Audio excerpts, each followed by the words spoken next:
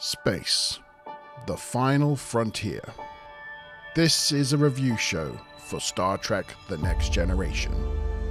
Its continuing mission to explore interesting plot points, to seek out goofs and continuity errors, to boldly go where no other TNG review show has gone before.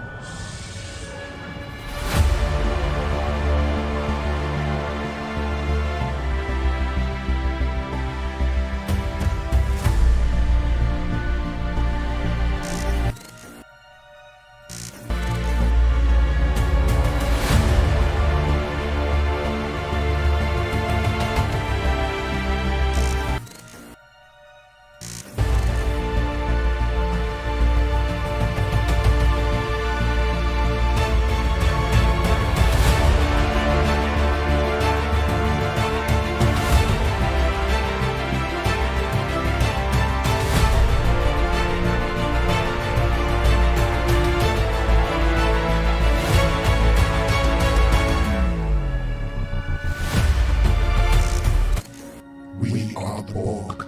We will add your technological distinctiveness to our own. We control everything you do. We will make you click the like button, click the subscribe button, and ring that notification bell. Resistance is futile.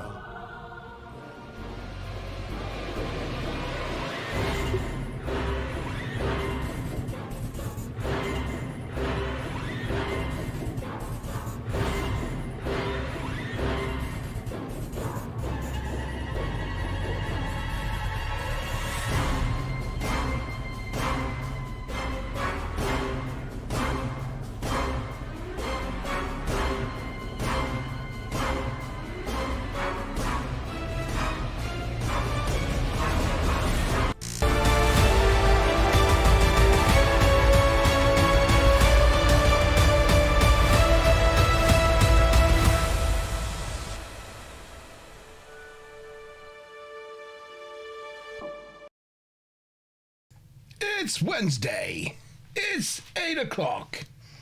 It's the TNG Review Show. Hey. Yeah. Resistance is futile. Yes. Good evening, everyone. It's the TNG Review Show. We are back with another episode. I don't know what happened to the intro there. I think we got minorly assimilated, along with your background, Sean.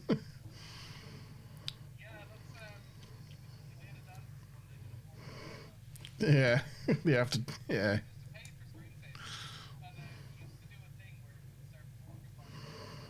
Mm.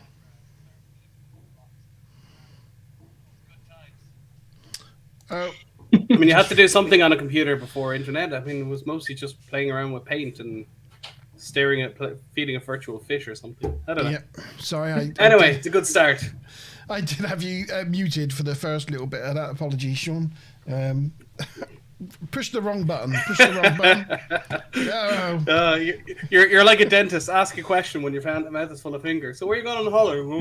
Yeah, that's right. Yeah. Can you wait till the fingers are out of my mouth before you start?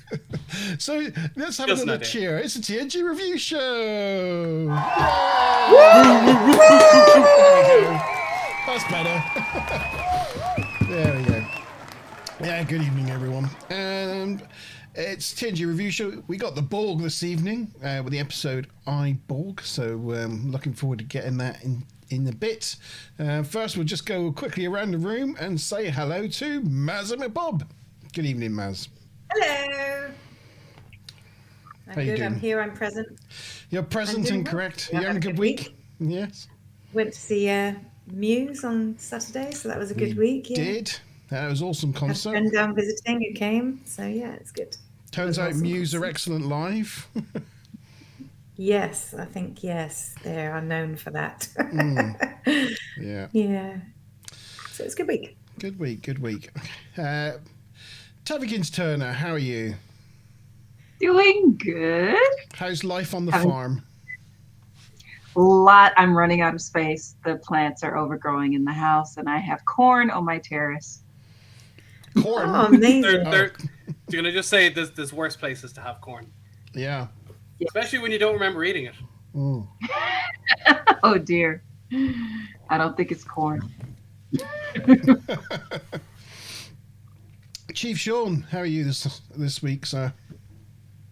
I'm doing well, thanks. It's very warm, but we'll get on with it. Hopefully, because I'm It's Irish newly and 22 clad. degrees. The new uniform. Yeah. 22 degrees and the new uniform as well. Not helping me. It's quite a warm uniform, actually, with 2 layers there. Little Better bit, for yeah. winter, maybe. Even as a little. Very I No, just- a little bit, but I'll tolerate it because I just got it, and there was no way I was getting it and not wearing it tonight. I also got Definitely. Looks great. my new mouse mat. You probably can't see it with all the crap, but there's a nice little sovereign class very nice. sovereign class going on there. Yeah. Very cool. Trekking it up a notch. Do you reckon it? Nice. I've been spending money.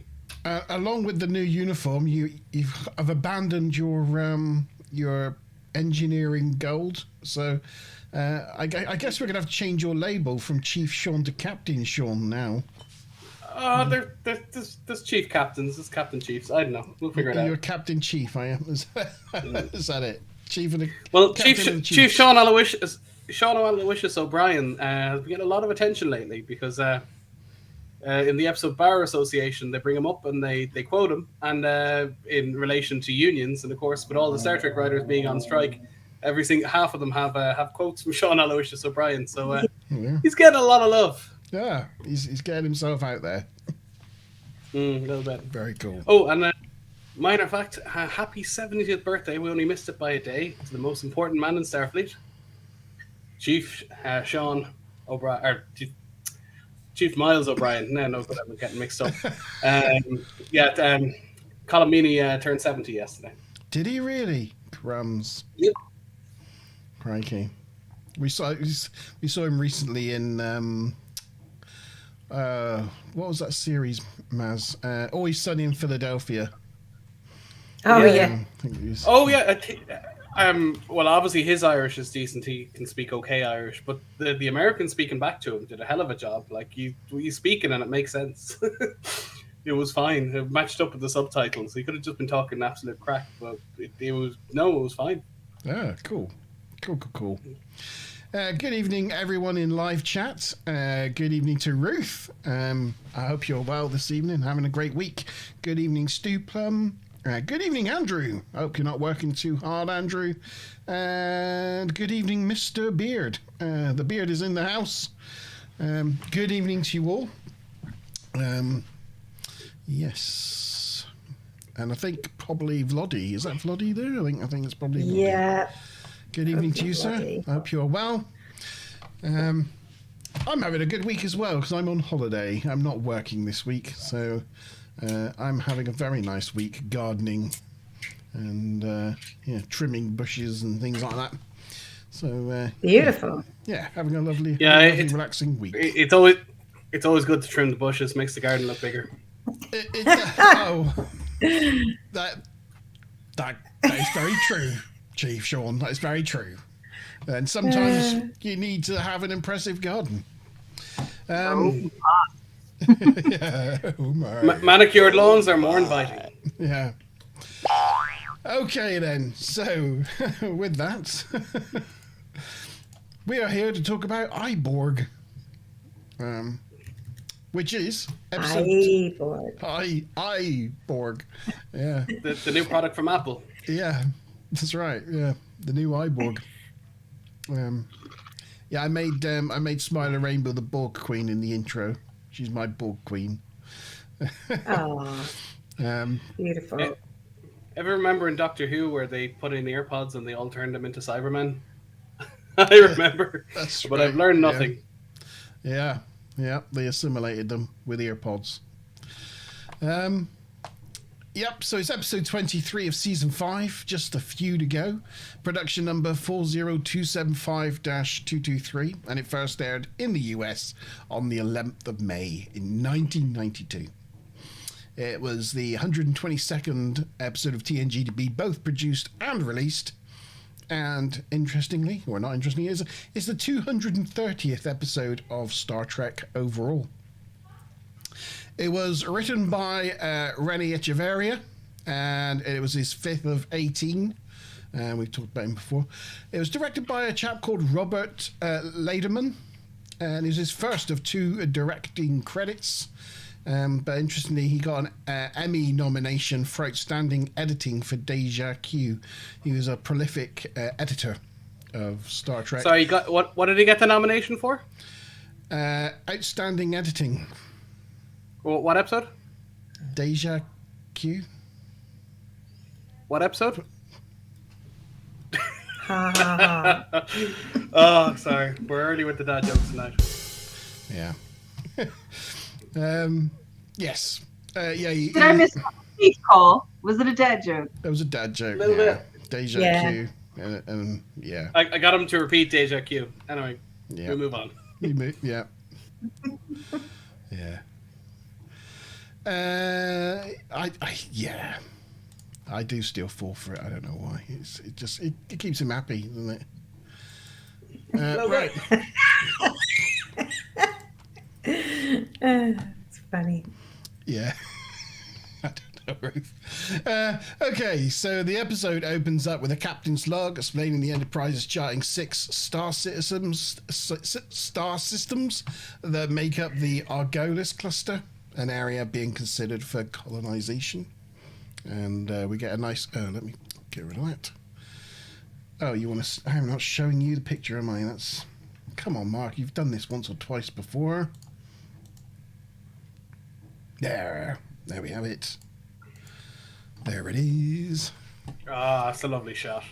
Yeah, the this is actually a CGI model. They didn't have the original shot to remaster, so CGI one. Well, they've done a great job with the lighting on it.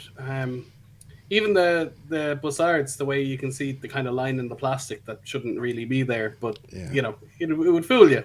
Right. So the lighting is very good. It gives you a single point of light from far, far away. It gives you lovely, realistic lighting. It's good. It is good. I like it. Start with a good D pick. Yep. Yeah, so Data picks up a transmission coming from a small moon orbiting the 4th planet and reports that the atmosphere is capable of supporting life. Riker puts an away team together of Worf, Dr. Crusher, and her medical team, and they beam down to the surface. Well, what do they find on the surface but a crashed ship with one survivor with weak life signs, and it turns out to be a young Borg male, and that is your teaser. We'll move to an old question, I suppose. Which planet of the Argolis sector did the moon orbit? Was it A, first rock from the sun, B, second rock from the sun, C, third rock from the sun, D, fourth rock from the sun, E, Dwayne the Rock Johnson?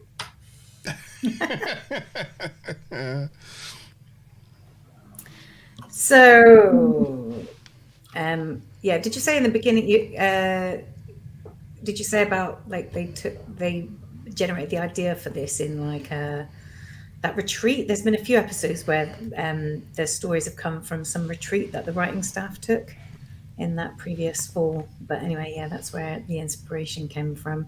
And it was René Echevarria had the initial flash inspiration. And probably, so obviously because we're on this picture here, he's got the holographic eyepiece. Yes. I think it was costume designer Rob Blackman came up with the idea originally with Michael Westmore, and they sort of, that piece actually became really a common piece for the Borg after this episode. So yeah, it's quite a good staple which remained. Well, even in First Contact, there was only ever 8 actors in the Borg uniforms. And some of them had Klingon headpieces and some of them had Cardassian headpieces, but they obviously had to be molded and sculpted to the bodies. So they had a basic suit, and then they just clumped on pieces and took off pieces and put tubes on and took tubes off and put a Klingon head off and took the Klingon head off. And you watch it back, and it's, you know, I'm sure there's a way of telling, but you never actually see more than 8 Borg on screen at any one time. There's one shot where they're all in shadow walking forward with lasers on the eyes. 1 or 2 in the background just have headsets on, dressed in black. But other than that, you never see more than 8. So it's I think the main reason they became popular is you can clip them off as they show in the episode, and they can clip them back on and put in different colors and different shapes, and it makes it look like you have more of them than you do just by changing the shape of the face. Yeah. Have you got a bonus question for us, Sean? Oh, I'm sure I do. Jonathan Del Arco, who plays Hugh Borg, previously auditioned for what main role on TNG? I'm going to completely guess.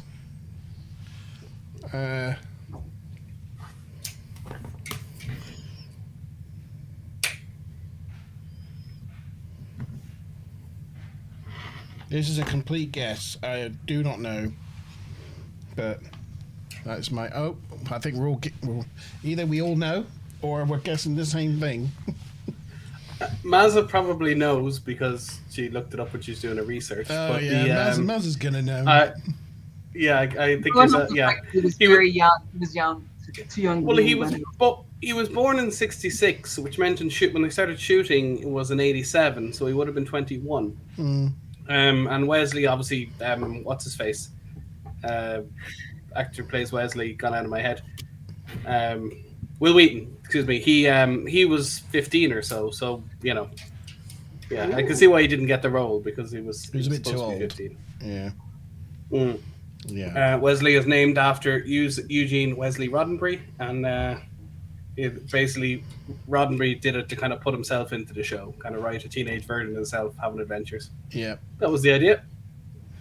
And a good idea it okay. was. Yeah, well, they got a lot of, so I'm covered in D's, and there's a lot of Wesleys there. Apart from Mr. Tavikins decided to buck the trend and go for Dwayne The Rock Johnson. Dwayne The Rock Johnson, yeah. He's a big guy. He has his own gravitational field. Yeah. And I like how Andrew guessed Pishley Crusher. Pishley Crusher. Yeah, that's the one. Okay. Yeah. Okay. Cool. Should we get on with that? Oh, we need to spin a wheel, don't we? Yeah. What am I doing? Oh, yeah, of course. No, I'm all over the place, I swear to God. Right.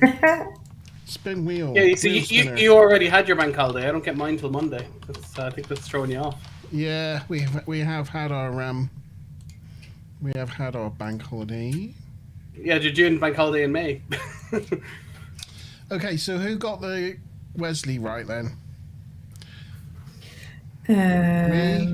So myself, you, Tavi, Stuplum, Andrew, Ruth, and Mr. Tavikin said Barclay. Yeah, it was a good guess. Oh, well, that's a good guess. Yeah, could have been. I suppose so. Barclay didn't turn up till season 4, or 5, whatever it was. Let's spin that wheel. Okay, what's amazing about Barclay is he's in, as I said, more episodes of Voyager than TNG, and he's only in like 4 episodes of TNG. Tabby has a spin. Tabby gets it. Tabby gets it. And it's also science yellow. Yellow. Tabby says your beard is looking extra fabulous tonight. My beard? Yeah. Yeah, it's getting quite long, isn't it? It's back to its former glory, right? It is. It took a couple of months to get back there. Has anyone asked you, out of curiosity, ever to, do the whole Santa thing? No. All right. No, not for the local charity or rugby club. All right. No, it's not. I mean, it's ever come up. No. Or a small child just saw you on the street and got confused. No, okay. No, never happened. No. He has been confused with what's that comedian guy called? When he was at Life Centre. Yeah, I don't know. He's Iranian, isn't he? I can't remember. Yeah. He was originally Iranian. Darn it. Yeah. Sorry, that's a bad story if we can't remember his name. Omajali. Yes, Omajali, a friend of ours, their little daughter, they met him. I think he was doing pantomime in the Theatre Royal, and they met him at the Life Centre. And she went over to him and was like, "Hello, Mark," because for some reason she thought Omajali was me. So it wasn't the fact that I was mistaken for Omajali, but Omajali was mistaken for me. Nice. But It's funny. there we go. I mentioned earlier I used to cycle a lot, and I used to wear all the cycling gear because I'd be cycling 20k in and out to work, an hour each way. And anyway, I used to get like the superhero ones, and Spider-Man one, Punisher one. There was one time I was wearing a Spider-Man one, and because you look ridiculous, you might as well lean into it. And he's like, Spider-Man, some 3-year-old child. You're just like waving. It's like, yeah, Spider-Man cycles. Gave up on swinging from buildings. He just cycles a bike now. Yeah. All right. And very overweight. Famously carried a beer gut, our Spider-Man. I forgot to say, I have my blood wine this evening, courtesy of Mazza McBob. I've got a 2014 Rioja, which is absolutely delicious. Nice. I have a capital Z, which I think you had the other week. I had the other week. Yeah. I've got a canned Guinness. It's horrible when you've had it from the tap. I was going to I had made myself a Guinness. A gin. Yeah, Guinness, sorry. Smiler loves Guinness. Gin mix with some, was it black currant syrup? And I had to throw it out immediately because it tasted like cold syrup. Oh, oops. Yeah, you don't really have black currants in the US. So, yeah, it's heard it as a QI fact. They were like destroying local crops or something. So it's not a drink you normally used to. But like people when they're drinking Guinness first, sometimes put blackcurrant in it just to kind of take the edge off it. Do you like Guinness then, Tabby? Oh, I love stout beers. Yeah, dark beers, heavy beers. Do you know that's something you have in common with Smiler Rainbow? Guinness is her favorite. Mm-hmm. It's her favorite alcoholic drink, Guinness. Yeah, she always has Guinness when we go out. I go and I order like a gin and tonic and a Guinness, and they automatically give me the Guinness and give Vicky the gin and tonic, and I'm like, no, it's the other way around. It's like, don't be so gender normative, dude. That's right. Yeah. Yeah. You see, if Irishmen go into a pub, before they order Guinness, they look around and they make sure someone else is drinking it.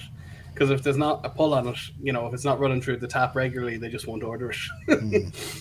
They're like, oh, I'll have a Heineken, it's fine. Okay, then, on with Act 1. Here we go. Yes, it's not nice from a can. It's not so nice from a can. It's better from a tap. I like it from a tap in a pub with trad music and all the accoutrements, but out of a can with the widget, it's perfectly fine. It's not so bad with the widget, I guess. Okay. Sorry, just before we move on off subject, it's the large bottles off the shelf I can't stand. Like, where I come from, you get them in hot bottles off a shelf, flat, and it's disgusting. It tastes like feet. No, it's not good. That's not good. Okay, on the surface, Beverly wants to bring the patient back to sick bay to treat it, but Riker wants to leave it behind and get out of there as soon as they can, leaving no trace, because if the Borg come for their comrades and find evidence of them being there, they might come after them, and they don't want that. Worf takes it one step further and just wants to kill it right away. He's like, let's kill it now! But then Worf saying that reminds Picard they're not homicidal maniacs, so he agrees to let Beverly bring it aboard, but warns Geordi to set up a dampening field to restrict its homing signals. Yeah. Bring it aboard. It's pretty. Worf's just like, it's like it's an injured creature there needing help, and Worf's just like, kill it. Where's the honor in that? Where's the honor in that? Well, if they listened to Worf's advice, Wolf 359 would never have happened. all the Starfleet officers that got shot in Picard season 3 never would have happened. Hundreds of thousands, if not millions or billions of people wouldn't have been assimilated. But let's not listen to Worf. Well, I still think maybe just killing it's probably not the way. Yeah, it's a job for Section 31. Yeah. Yeah, just kill it. Kill it, 31. On the planet, the Worf finds more Borg that didn't survive. 3 other Borg, four other Borg, including one there that's has his brain exposed. I'm not kind of sure. I'm not sure what kind of design choice that is on the Borg and their quest for perfection to have like the brain on show, but there you go. I was guessing his headpiece got like ripped off or something. Oh, maybe in the crash. Yeah, that's a good point. So they arrange to beam back to the holding cell, but Beverly really wants to treat him in sick bay, but Picard says tough, and he exits the bridge to his ready room. And it's quite funny because as he exits the bridge, you see Data sort of like watch him go, and then he turns behind him to look at Troy as if to say, are you going to go follow him? And indeed she does. Does the emotionless android really have to cue you in on this? No. He's like I said, he goes, are you going? She's like, oh yeah, I'm going. Hair is extra bouffanty this episode. Look at that. It's got proper boofiness, isn't it? Yeah. They're starting to like he's looking a bit weak in the last few episodes. I'm wondering what was happening. I have to get the year off of this and see what was going on in his personal life. But you can see he's a bit thinner. He usually has very a puffier jawline, and not from looking fat, just from the way his jawline is set, very like a Roman almost. But yeah, he's been looking a bit thin. The last ones, I'm sure everyone's been wondering, what is me? Yeah, I've noticed his uniform, especially in this episode, is definitely looking more baggier than normal. But I did read an article before that they subtly got better at the tailoring as the years went on. Yeah. They kind of tightened it at the back so that the shoulders would stay crisp and things like that. So Deanna enters the ready room and asks Picard if he wants to talk about it, and of course he does not. She keeps probing about the after effects of the assault he suffered at the hands of the Borg, but Picard assures her that he's weighed up all the risks and is comfortable about the decisions he's made to basically bring the Borg aboard, and basically doesn't want to discuss it any further. So that's the end of that. In the holding cell, Beverly has stabilised the Borg's condition, but says she might need to remove some of the implants. Picard, who's now come down to visit, states that he will die if they remove the implants because the brains rely on biochips. I guess that's something they change later because they do remove implants, don't they, with some of the Borg? Yeah, although to be fair, it's a very slow, well, depending. I mean, they could take them out of Picard quickly because they're only in there. But the younger ones, the ones that grew up in a Borg maturation chamber, their bodies developed around the implants, and most of them can't be removed. And yeah, there's kind of differing rules on it depending. I mean, the continuity with the Borg is a little all over the place, particularly in the earlier seasons. So. They've even mentioned that there are different Borg types. So for all we know, this Borg could have that taken out, and another one couldn't. Oh, like workers and honey guards and or everything. Yeah. I think even their nanoprobes are the same way. They've got like 4 or 5 major nanoprobe functions. But even then, at one point about a Klingon, probably they say something like hard exoskeleton. This one will make a good tactical drone. Yeah. Well, it makes sense they'd have ones with engineering specialities with all sorts of tools attached to them. They'd have ones with medical specialities, as I said, with tools for biological functions, and they'd have ones for assimilating who would have, both their hands together, stronger plating, this bit of specialization makes sense. Ruth in chat says the Enterprise E would never have crashed. I guess, does that mean in Generations against the Klingons? I guess because of all their extra firepower and stuff. Yeah, superior weapons. Superior weaponry. Although this is perfectly adequate. Yeah. And I will make it a threesome. If not Do for you even Worf, hear yourself? she says. Oh, I see. Yes. Oh, yes, because the joke in Picard, I'm with you. Yes. And they all look at him. They don't want to talk. and we don't It's know like what he it's did. not my fault. Whatever happened to the. And then, of course, Beverly just absolutely bosses the tactical controls in a way that we never saw Worf do once. I mean, she fired every phaser all at once. I was like, yeah. I was like, what? A lot's happened in 20 years. Love it. Picard asks Geordi if he knows enough about their route programming to alter its pathways. Picard wants to implement a virus that could infect the entire collective. Beverly thinks it sounds like they're introducing an actual disease, to which Picard replies, quite right. Hopefully a terminal one. And that is the end of Act 1. All right, I guess we moved to some questions. So, what part of Hugh's Borg parts were damaged and needed replacing? Was it A, they needed a spare Crichton head, B, a new mobile emitter, C, assimilation tubules, D, biochips, or E, a Cylon base star?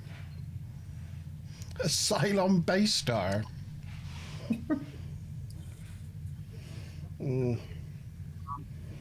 What is the silent I wasn't sure when you started that question. No, but then I've- D came up and I was like, it's D. Oh yeah, the biochips. There we go. Yeah, they said they'd Yeah. give him some new biochips. He did. He said that, yeah. A Cylon. All right. So Tabby, in Battlestar Galactica, the robots that they're fighting basically have a slave. They have a slave race of robots that have an uprising, and then they fight them. But their version of a Battlestar, which is their aircraft carrier, if you like, is called a base star. Are the Cylons the ones that are actually like androids, but they are so well done that they're basically humans and they look like humans and they function the same? Yeah. There's the top 12. Yeah. So there's basically the metal ones give rise to a race of humanoid ones that have blood and flesh, but there's only 12 models. Okay. Yeah. They're technically kind of robots, aren't they? They're purely machines. Yeah, for the most part. But you can't tell the human looking ones, the skin jobs, from regular humans. But the thing is, there's only 12 models and there's duplicates of them. So one of them looks like Xena, and once you find one and you know what she looks like, it's ruined for the rest of them. So the first series is kind of this kind of espionage thing, trying to figure out which ones are which. Once you find one, as I said, you can get the rest right. And you care to guess what a Crichton head is, Tabby? I have no clue, but it sounds like it rings a bell, but it's not Orville. No, it's Red Dwarf. It's time for you to put a Red Dwarf reference in there. Yeah. Crichton is kind of the data of Red Dwarf, and he's able to change his heads. He's got multiple. The Wurzel Gummidge thing going on, which is another reference you don't know. Wurzel Gummidge. He's a scarecrow that can change his head, take different heads, and put them on for different personalities. Yeah, when you explain it doesn't make any sense, does it? Not really. Not when you try to explain his girlfriend's Aunt Sally and what Aunt Sally is. Or what Aunt Sally is. That sounds like a euphemism, isn't it? Yeah. Aunt Sally is visiting. No, we can't put Aunt Sally in. Anyway. Sorry, Mazza. Anyway. Please excuse my ignorance. Oh, sorry. But bonus question. Sorry, copy this one. Yeah, we can talk in a second. Which V word is a processing device at the heart of every Borg vessel which interconnects all the drones and interconnects all the cubes to each other? V word. Starts with a V. V word, yeah. V word. Yeah. I gave you a clue. It starts with a V to give you a chance. There's one in the Daystrom Institute. You see them in various games. You see the one in Voyager. That episode where 7 of 9 has multiple personalities is because this piece of equipment is kind of broken and it's messing up her head. Don't know off the top of my head. Mazima Bob with Act 1, is there any interesting things? Yeah, in fact, I forgot to say in the teaser that I think Riker said, Dr. Crusher, can you bring a medical team to the transporter room? Yeah. But she just turns up, all on her Todd. Yeah, he does say that, yeah. And you know, we were talking about Jonathan Del Arco, the guy who plays Hugh, having auditioned for the role of Will Wheaton. He was actually a massive Star Trek fan, like of the 60s series. And when he didn't get the Wesley Crusher role, not trying to go for Will Wheaton, trying to go for Wesley Crusher. Wesley. He was so disappointed that he refused to watch Next Generation when it came out. But then when he got asked to take on this assignment, he was like, said one of his friends were like, you should watch it before you go and act this, because you're going to be asked questions, you need to understand it all and stuff like that. So yeah, cool. And also he always thought that people would talk about his role for years afterwards, which they did. And I mean they really brought him back. Role, really. They brought him back 30 years later, so he made an impression. They bring him back in another episode, one of my favorites. They do, because it's got double Brent. Yeah. The one with 2 Brents. Why would you like that one? The lore returning, and they're living in the Power Rangers base. Yeah. We'll come to that. Okay, nobody got the V question. It was the vinculum. Oh. Yeah, no clue. Yeah. Sorry, guys. Something out of Hellraiser. Like the what? We got a lot of V words though. Yeah. Vortex, voluptuous, Victoria, vector, vessel. I like vector. That was a good try, Ruth. Yeah, I thought it was a Unimatrix. That didn't even begin with V. I like Vortex, which is the fictional version of Voyager that the Doctor makes up in Author. That's not bad. And the main question: are you covered in D's again? I should be, biochips. Yeah. As I said, it's before they started mentioning nanoprobes. Nanoprobes weren't really an idea that people had. The idea that you could have computers the size of cells, or robots the size of cells, should I say, that could go around the bloodstream. That was a really new idea in whatever this year was, 1992. So, it became more feasible science fiction and more understood by the time First Contact came around 6 years later. I don't know. What was really awesome? I had a book. Really awesome? I'm sorry. Sorry, I had a book. I had a sci-fi book that I think was from the late 80s that was about nanotechnology and nanobots. I can't remember the name of it. I could be mistaken. I was just under the impression that they hadn't really thought of it yet, or it wasn't common thinking. Should I say? Not that it wasn't. Maybe it wasn't common thinking, but it certainly was. It was a thing. Oh yeah, I don't doubt it. The idea of small robots, I'm sure it goes back further. Sorry, Toby. And that was it was really funny because I was thinking about the nanoprobe thing, because when I'm watching this, I have all the nanoprobe like history with it, and the graphic novel I'm doing has a lot of Borg in it.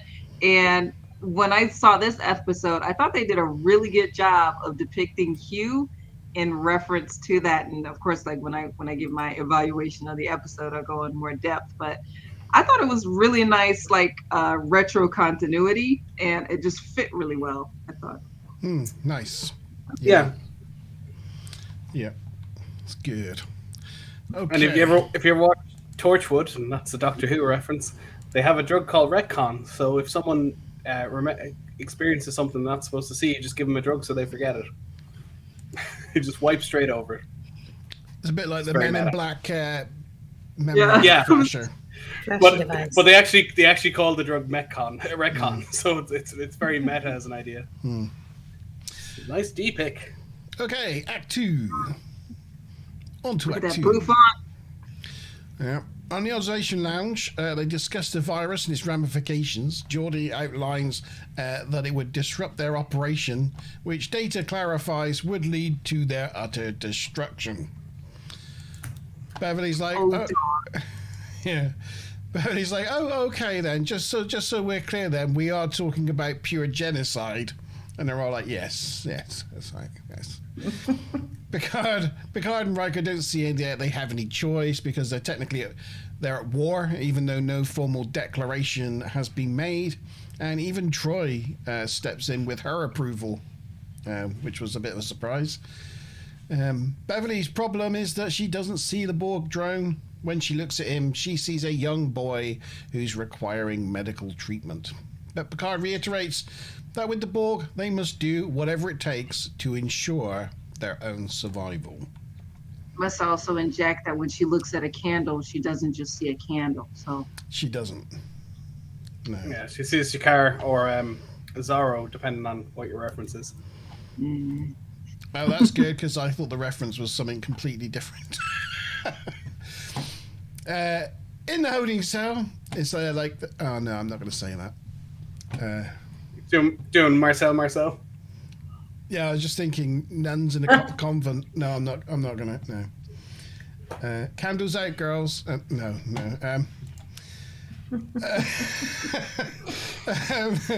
In the holding cell, the Borg drone has regained consciousness and is looking for an access terminal to access the collective. Beverly thinks it must be hungry, and Picard orders Geordi to feed it. Beverly thinks it looks scared. The brig, I guess, the holding cell has been reused from previous episodes, and I don't think it's really changed at all since we've last seen it. I think it's from, I think the a lot of it's from Star Trek 5, I think it is, rather than the holding cell, and they get tapped out at a lot of the vacuum form bits on it. Although it's kind of weird, you'd think you'd put all those things that people could climb up the walls and, maybe dive and try and kill themselves by cracking their neck or something. You think all the walls would be smooth or something, but no. No. Even has panels you can just open and interfere with the electrics. That's right. No special codes or anything. You can just open them up. It's fine. Yeah. Especially when you got a because the only time it could be isolated. Yeah, if you remember, I think it's Star Trek 5. They get in Morse code stand back, and they have to stand back, and Scotty blows out the back wall. It looks much like that. You also see Kirk sitting on a toilet, which is something you don't see again. It's true. He pulls it out of a wall. It's the only time you ever see one. Yeah. This scene oddly reminds me of Star Trek, the escape pod that Princess Leia was in. She's watching, but when they watch that, I just see this scene where it separates and blows off and zooms away. The escape pod she's in. There's actually an escape pod, a shot that was filmed for Star Wars and not used, and they used it for Spaceballs. Huh. Funnily enough. Good evening, Wookie. Good to see you, sir. I hope you're well. He's given a single jazz hand to everyone. So, hey, there you go. How many fingers is he holding up? I don't know. Oh, there he is. I need to fix my green screen on the wall, but there we go. Yeah, there he is. I think you got a door there. Shutting him out. Yeah, a little bit of a door. Oh, that would be that. Hold on. That might be the problem. There we go. Pay no attention to the man behind the curtain. Oh, the Borg's doing a single jazz hand. Oh, he's got two jazz hands. You just can't see the other one because it's black. His other jazz hand is here. But yeah, he is like that. But you can only see one hand because the other one's black. Okay. Later, Picard is fencing Guinan. Guinan's not enjoying it because Picard's thrashing her. Guinan doesn't understand why he let a Borg on the ship, and Picard cites humanitarian reasons. Guinan gets her point across in the next bout by feigning an injury and surprising Picard with a stab to the chest. The point being that by expressing concern for her, he left himself vulnerable to attack.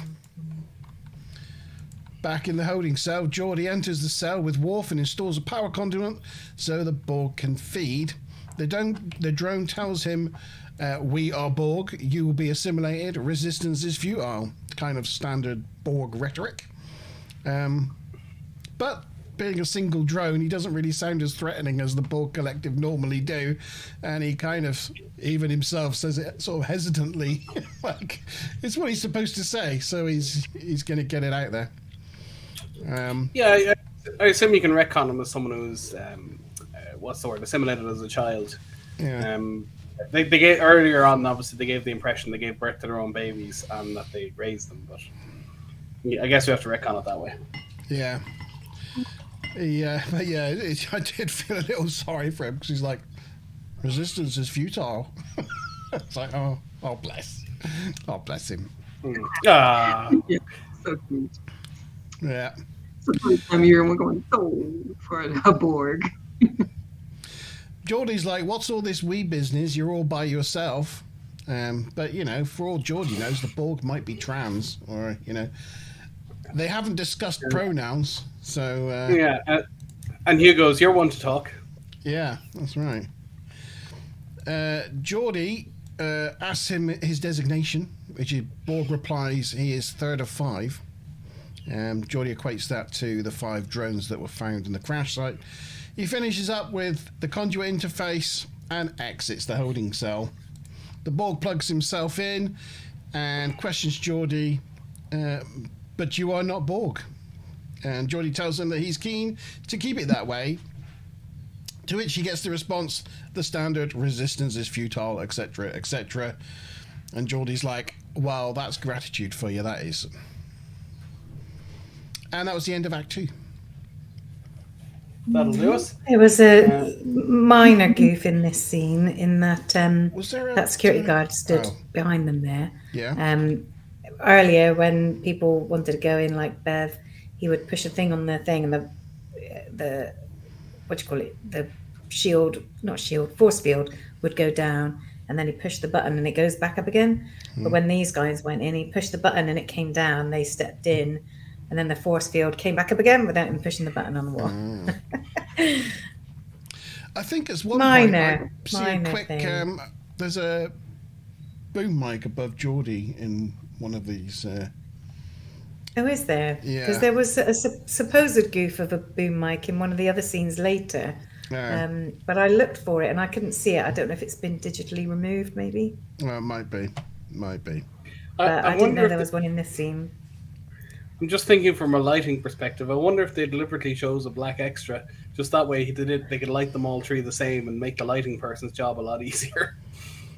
Probably makes sense. Maybe. You can see the old bridge set behind with the windows. Yeah, the Enterprise bridge. Yeah.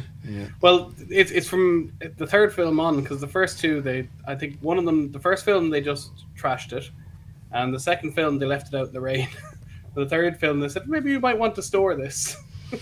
There's actually a really cool video by what they called the Gene Roddenberry Archives group. Otoy? Yeah, I've seen it, yeah. Yeah, who go through all the bridge changes, how they changed each bridge set for each film. It's really cool. What's amazing is all the corridors of TNG in that, and the vast majority of the sets, not all of them, and obviously they've been modified over the years, but basically it was the same sets from 1976 to 2001. They never took them down, they just stayed up all the time. And then literally Voyager was just finishing. They could have seen cut, and they go right, bang, bang, bang. They just get a chainsaw and start ripping them apart. Like, there was no ceremony. What's the question then, Sean? Sorry. How does Guinan teach Picard a lesson about vulnerability? A, feigning injury. B, sleeping with Data. C, spiking his drink. D, telling Geordie Picard has the secret to chatting up women. Oh! I know the answer to this one because I just said it. There's another thing about that security guard. I'll let Sean point it out if he notices. I don't know. No, is he left-handed? I don't know. He's got no. He's got no pips. I guess he could be enlisted. It doesn't look like he's got any pips, and he's got a zip down the front uniform, whereas they're wearing a zip down the back uniform. Yeah, there are he's different using types of uniform, right? Yeah, well, the season 1 and season 2 ones, when they changed them, became the extra uniforms. Yeah, and they build upon that now. So the command crew kind of wear the tunics and trousers, and all like the sort of the rest of the crew wear these like jumpsuits with the zips down the front. Yeah. You know, pretty much. Yeah, the hero ones are for the principals, and the old ones are for the extras. That's pretty much how it goes. Occasionally, you do see a mix and match, just depending on how many people are in the scene, how many uniforms they need. You can even see it doesn't quite fit him right, because if you notice, the black of the tunic goes way up his chest, like way too far. So he's probably too tall or further, or just whatever too way tight it fits all him. over. Yeah, like he's been poured into it. Yeah, it could have been like the arms seem long enough, but it could have been Geordie's or something, and then they just shoved him in. It's like, you're only in it for a scene. You're darkly lit. It'll be fine. And Sean, do you want to give us the bonus question? Yeah. So the bonus question: when Guinan is escaping the Borg invasion of her planet, which ship brings her the final leg of her journey to Earth? Well, presumably we don't quite see it. But we don't see her get to Earth, but I know the answer. But yeah. You know what? You're there. Yeah. I know this one.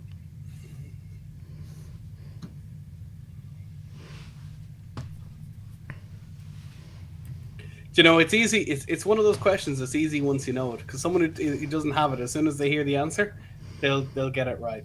Yeah. But they go, "Oh yeah, of course." But when you're not picking up on it, it's gonna struggle. You're gonna struggle on it. Yeah. Was there anything else from this act? Yeah.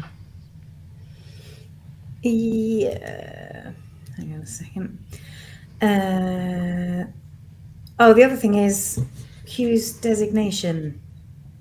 He says he's third of 5. Third of 5. But of course, in later series, it's not the you use more like the cardinal number. 3. Like it would be 3 of 5. Yeah.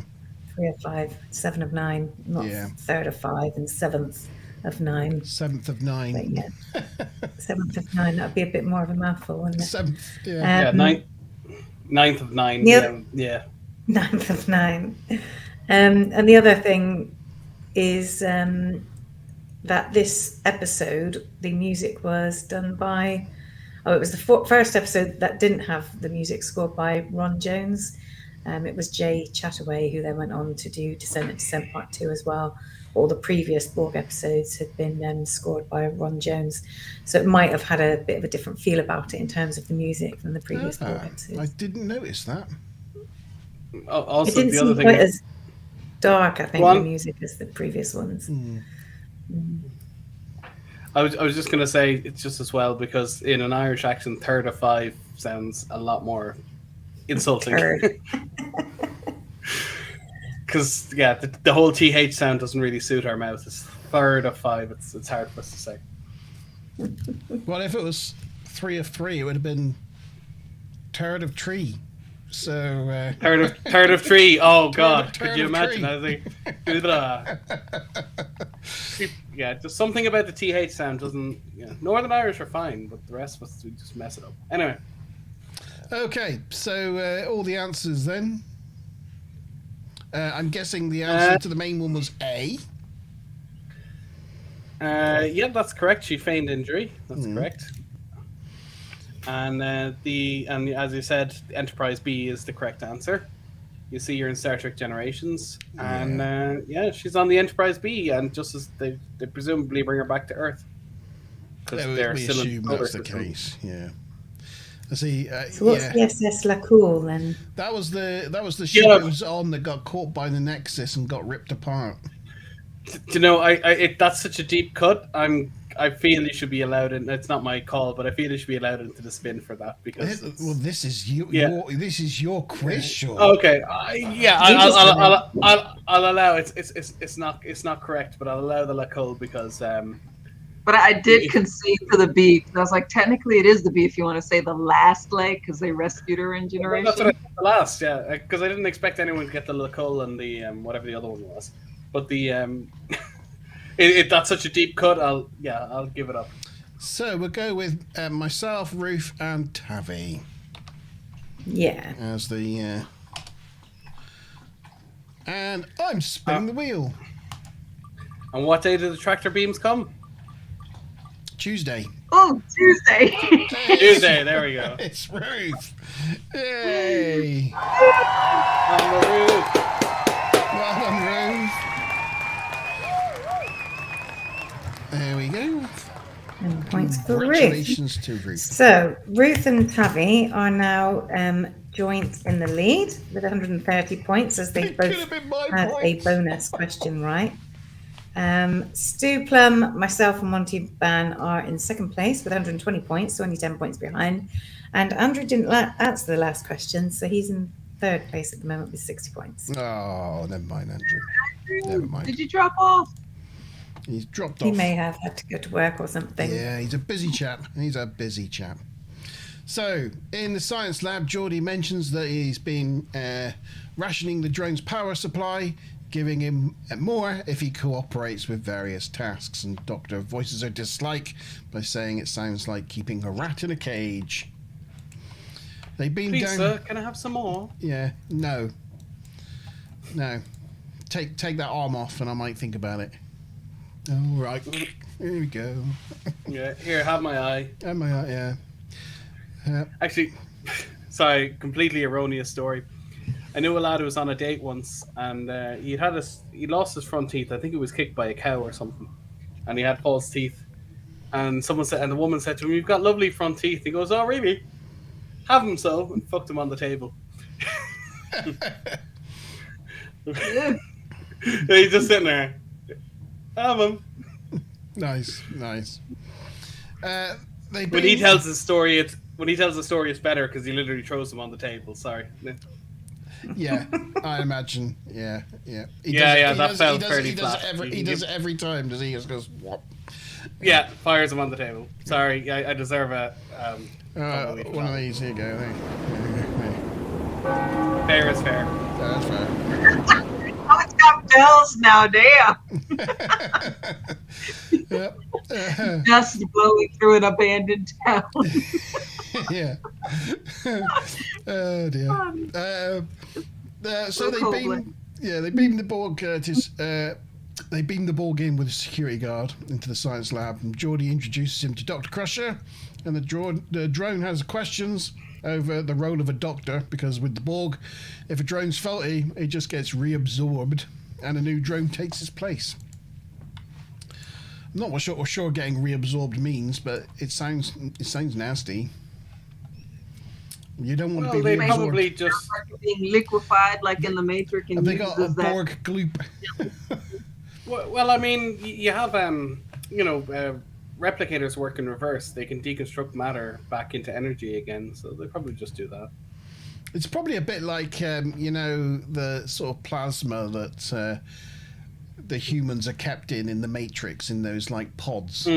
That's supposed to be like recycled people, so they just like sort of keep people in recycled people.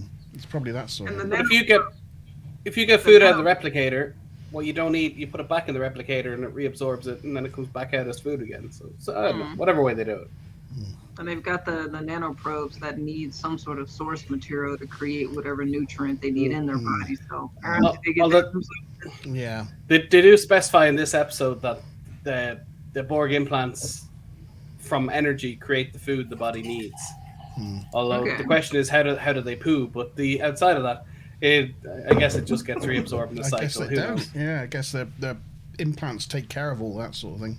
Yeah, it just like replicates it or de-replicates it, brings it back in as energy, but they still need a top up, because when you convert energy from one source to another, there's always a loss. Yeah. Geordie tells him he wants to test his biochip implants as they might be damaged, and the Borg agrees. Third of Five wants to know their designations, so Beverly introduces herself, and Geordie asks him what his name is, but he doesn't have a proper name, obviously, because he's a Borg. Beverly's like, "I'm Beverly," and Geordie's like, "I'm Geordie," so it's Beverly, Geordie, and you. And Geordie thinks that sounds good, but instead of you, we could call him Hugh. And Third of Five agrees, we are Hugh. So there, he gets his name.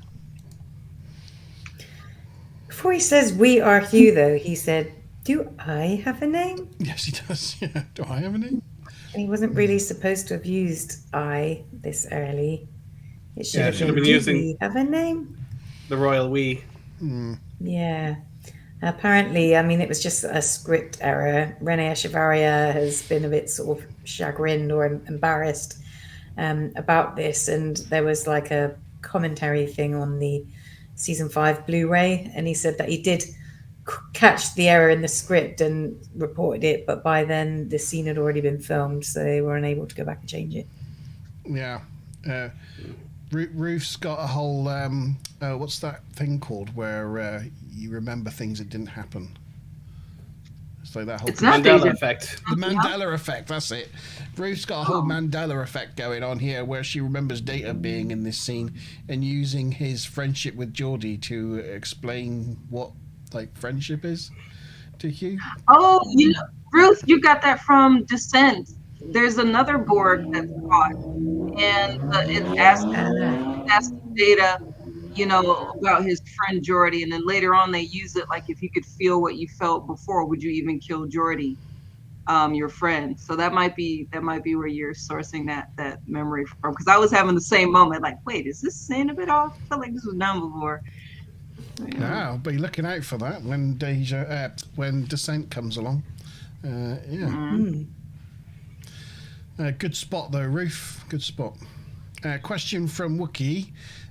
Will Star Trek Discovery be assimilated into the collective along with its victim, like Klingon Clap and Vulcan?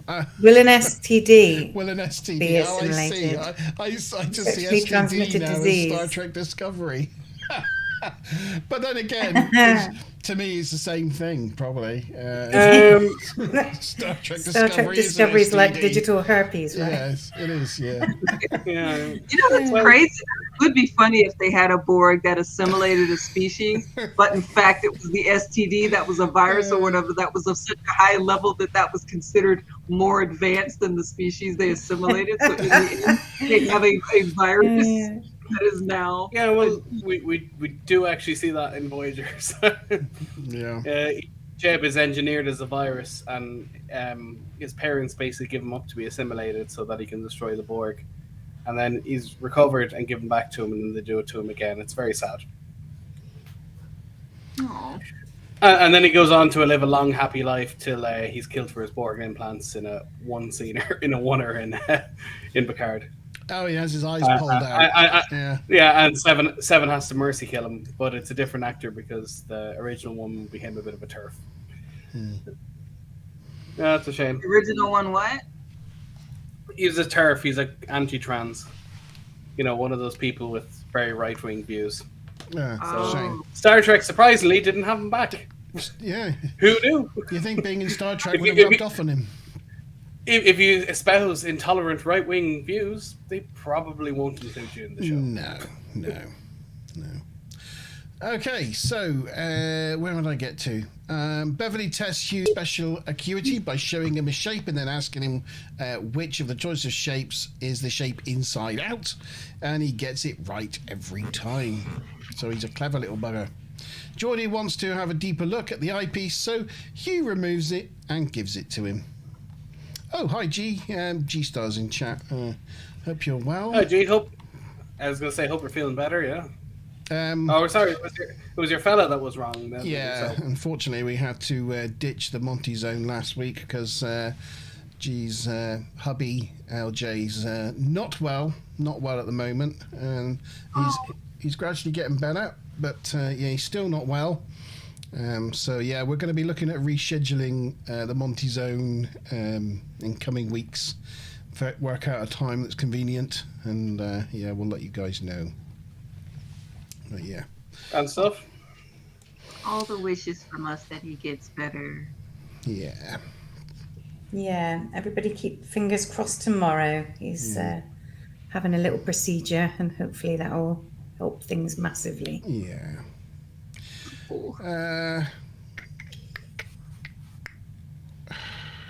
Where was I? Oh, yes. I don't know. Hughes struggles to understand why they resist being assimilated, as on the Enterprise everyone is singular and cut off from one another's inner voices, i.e. he is lonely. Geordi confirms with Hugh that after they're finished with his tests, they'll be going back to his collective, and that seemed to make Hugh happy. Yeah.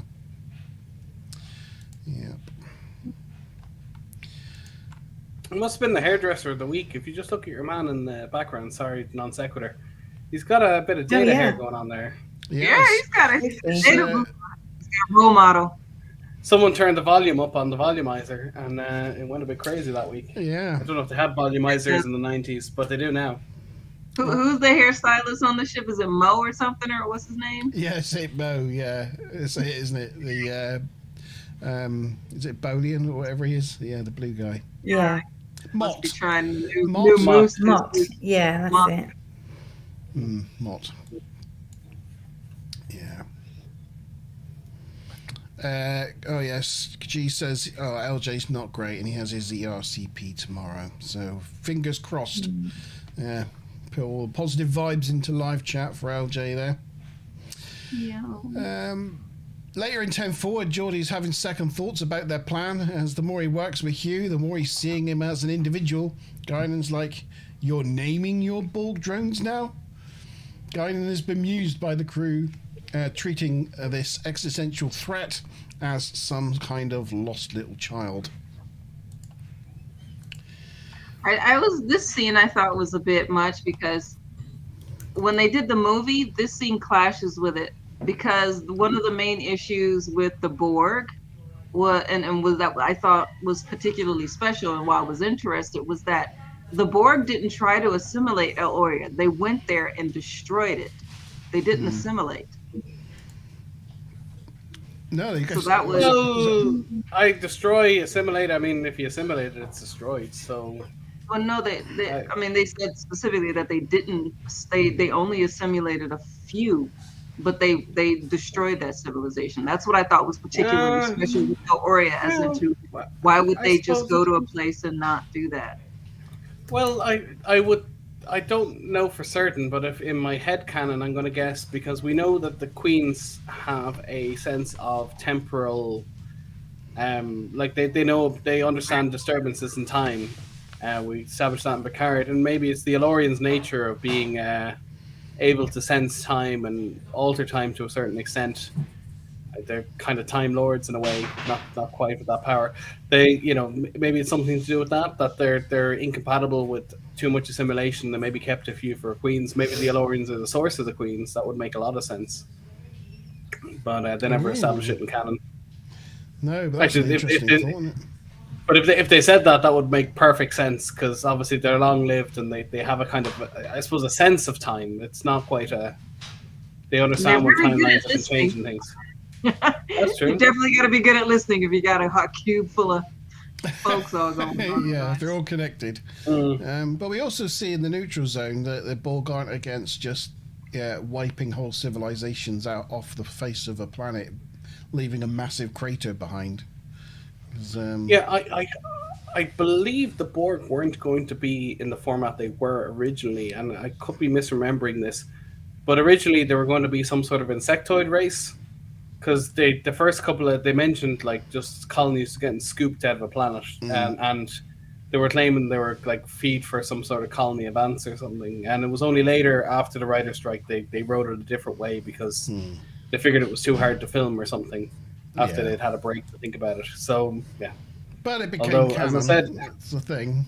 It's a thing. Yeah, and as I said, Cyberman did it first, bet him by about 30 years. Guinan's like, when this kid's big brothers rock up looking for him, they won't stop until they find him, and then we're all really, foobarred. Geordie challenges her to go talk to him herself. Even though she has nothing to say, she can at least listen. After all, that is what she's supposed to be good at. Yeah. She can serve drinks on that hat. She very well can. Yes. That's what the hat is for. Yeah. I think you missed the picture of her as the Starship Enterprise last week. That was pretty good. Yeah. Her head is the saucer section. It's great, and basically where her mouth is the defector. Yeah. So wrong. On the bridge, Data reports that sensors have picked up a ship approaching. Its configuration is cubical, and it appears to be a scout ship like the one that crashed. its present speed, they'll arrive in 31 hours and 7 minutes. And that is the end of Act 3. Although, did anyone else hear cubicle and think of, like, given it was the 90s and everyone worked in cubicles before open plan became the trend? It was like an office cubicle, like something out of Dilbert. Wouldn't it be cuboid? Cubicle does sound more like office Well, thing, no, yeah. cuboid would mean it's basically a three-dimensional rectangle. If it's perfectly square, it's a cube. Right. If it's off, it's wider than is long or longer than is wide. It's a cuboid. Yeah, So I like the Earth is a spheroid, an oblate spheroid, because it's not quite a sphere. It's wider than it is tall. Yeah. Yeah, it bulges at the center. You know, it's got a bit of a beer belly, because the nature of spinning just means it bulges. Anyway, not by a lot. Like something like 8 miles over. Sorry, whatever. 8 miles, 5 kilometers over 40,000 kilometers. It's not a lot, but it's nonetheless it's not a perfect sphere. Question: how many hours away is the Borg cube? A 31, B 49, C 62, D 94. The clue might be I just said it. Yeah. Well, funny thing is, there's only so many things you can do when the 5 acts and each one is 3 minutes long. That's fine. Or, you know, Don't worry. it's actually... It's a case of where people listening. I love Mr. Tavikins is just getting every question wrong. Yeah, on purpose, I think. Well, the reason I put in 94 was it's 47 twice. Because just in case that might fool someone. I have to answer. Funnily enough, you know, I recently just watched Fubar on Netflix. It's Arnold Schwarzenegger's new series, spy series. It's a bit like what's that? True Lies. It's a bit like that. But it's quite good fun. I mean, you know, it is what it is, but it is quite good fun. But one thing I did notice watching it is I spotted loads of 47s. Nice. Codes and map references and times and spotted loads of 47s in Fubar for whatever reason. Yeah. I can't help but spot 47s now. I'm kind of pre-programmed to spot 47s in shows. Well, as I said, writers have moved on to other shows and they keep the tradition going. There's even a shot where they showed the virus and it's like file 4747 or something. It's quite prominent. I think it's still coming up. That is it. 47. Yeah. Mm-hmm. It is. Sorry, Mazar. I'll give you your bonus question now because we've had enough time. Jonathan Della Arco is married to his agent Kyle Fritz. But which other ex-Borg does Kyle represent? So there's not a long list of ex-Borg. So I'll take the character name if you don't know the person's name. I'll give you a clue. This person's divorce, in part, led to the election of Obama as president.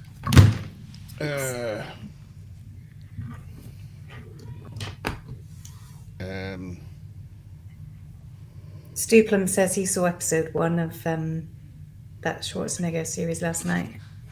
Oh, yeah.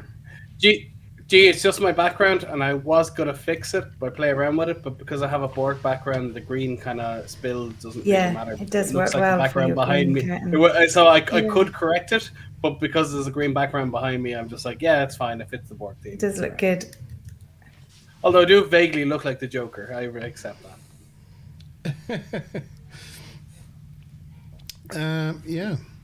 Was there anything else with this act, Maz?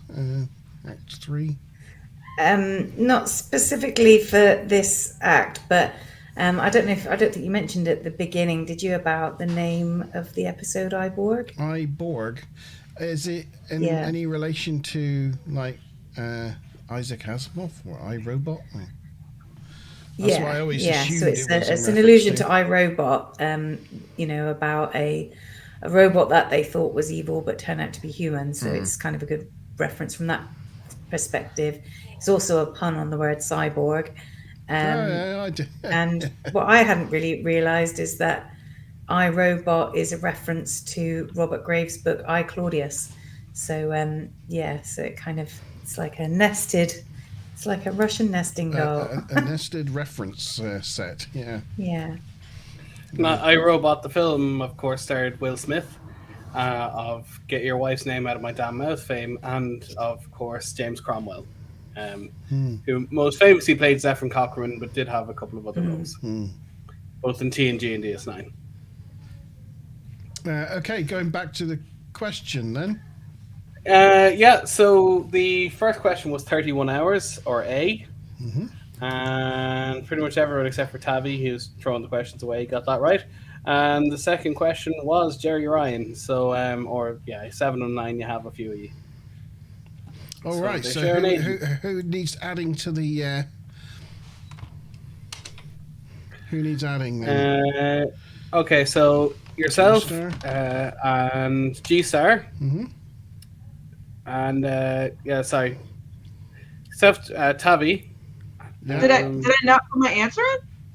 No, Tavi, you're in there. Not for the main question. No, you didn't. No, the bonus question. Oh no! Oh, sorry, I'm talking about the bonus. You did put in the bonus. Did you not put in the first question? Okay. No. I meant to put Well, Tavi said she had no clue, and then said, "It's not 7 of 9, is it?" I don't know if that counts as answer. I did put in Jared. But no, I meant to put an A. I lost my points. No. Bad times. Sad. That happened to me a few weeks back. I was like, what? Monty, Ruth, Tavi, G-Star, Maz. Did you put 7 and 9? I didn't know. I didn't have any idea. Okay. Is that it then? Well, that's just 4? spitting out. 1, 2, 3, 4. Yes. Okay, I'll spin that wheel. Yeah, well, that's spitting. I was going to put in a 47, but I decided to change it to a 49 because I thought it was cruel because the last 2 weeks I had an answer that was 47, and I said, knock so many people out if I did. Monty! It's me! I won one! Fix! Hey! Fix! I want to recount. There we go. Back to data. Who was it? It was me. Monteban. Yeah, it's me. Nice. Yeah. The real McCoy. The real... Probably fake. Violet says she overrules and gives Tavikins the points. It does She's the queen. mean that she would take the lead back away from you again, Monteban, or would you be equal? I think it might be equal lead. Oh well, if it's equal lead, I've got to give Tavikins the points, haven't I? Especially if my boss Smiler Rainbow says we've got to give her the points, then who am I to say no to the Borg Queen? Yeah. Well, everyone who has said no to the Borg Queen has gotten to a very, very illicit relationship. Yeah. So, guessing the no wouldn't be bad for you. I do kiss a Borg and I like it. Yeah. Thank you, my minions, she says. Yeah, and if you've not seen that video on YouTube of I Kissed a Borg of Data singing about the Borg Queen, yeah, just Google that. It's good. It's good. I actually watched it, and I actually from that video watched a whole bunch of other videos because he's got lots of good ones. The guy's name is Starrect, R-E-K-T. Starrect on YouTube. Check it out. It's very funny. His stuff is very good. Yep, not come. The funny thing is, on Facebook, Chief Sean tried to tag you in a comment, Tavi, about the lyrics saying "giant android dong," but instead of tagging you, he tagged some random dude called Tavis Curry, who then sent back a load of question marks, not knowing why he'd been tagged in a comment about a giant android dong. Well, someone said something about the Borg, and then I put in the video, and then Monty replied, "Oh yeah, that's a really good song." And I said, "Oh yeah," I went to say, "Oh, Tavi really likes this giant android dong," but it was just some random dude. So like, what? He's like, what the hell? There's on Cartoon Network, they had an adult swim, they called it, and they did a cartoon swim that, and they had Noonien Sung singing about how he created Data and all this stuff, and that he included a big old robot dong and everything. So, do you know how Noonien Sung got his name? Huh? Do you know how Noonien Sung got his name? From the guy that Roddenberry was looking for that he met in the war. Yeah, some guy in the war he was trying to find, and he also named Khan Noonien Singh again after him in the same breath. Also, he never found him again though. Yeah, and he used to have, he was a police officer, and his lieutenant or whatever, his name was I want to say Klingon or Klinger or something like that. And anyway, he turned it into Klingon. Oh, cool. He like, there was just a guy with a name like Klingon, and he's like, all right, put that in the script. Well, yeah, that's one alien down. Okay, on to Act 4. Second to last act. Nearly there. So Guinan reluctantly visits Hugh and is like, aren't you going to tell me you're going to assimilate me and all that stuff? And Hugh's like, kind of like shrugs and is like, resistance is futile. Kind of seems like he's just playing along at this point, you know, without much heart in it. Guinan tells him resistance isn't futile and tells him the story of her people, the Elorians, and how they resisted and they're now spread across the galaxy, homeless. Hugh realizes that, like himself, Guinan is without her people, lonely. And Guinan is shocked that a Borg drone can display empathy. I just put this in here because we get a lot of shots of the Enterprise going around this planet in this episode, but there's a remastered version of this, you know, a new planet for this episode. Looks nothing like this in the original, but yeah. Is that, you got a pint of milk there, Sean? I was just gonna say, I opened a bottle of homebrew. I may have overcarbonated. It's like, or not chilled it quite down enough. It's a bit too low. No. Yeah, it's been in the fridge for 4 days. What is it? Is it beer? Homebrew. Yeah. It's beer I made myself. Yeah. Stu Plum does that. Stu Plum makes a lot of homebrew. Tilt your drink and pour slowly, you know. Yeah. I'll be alright.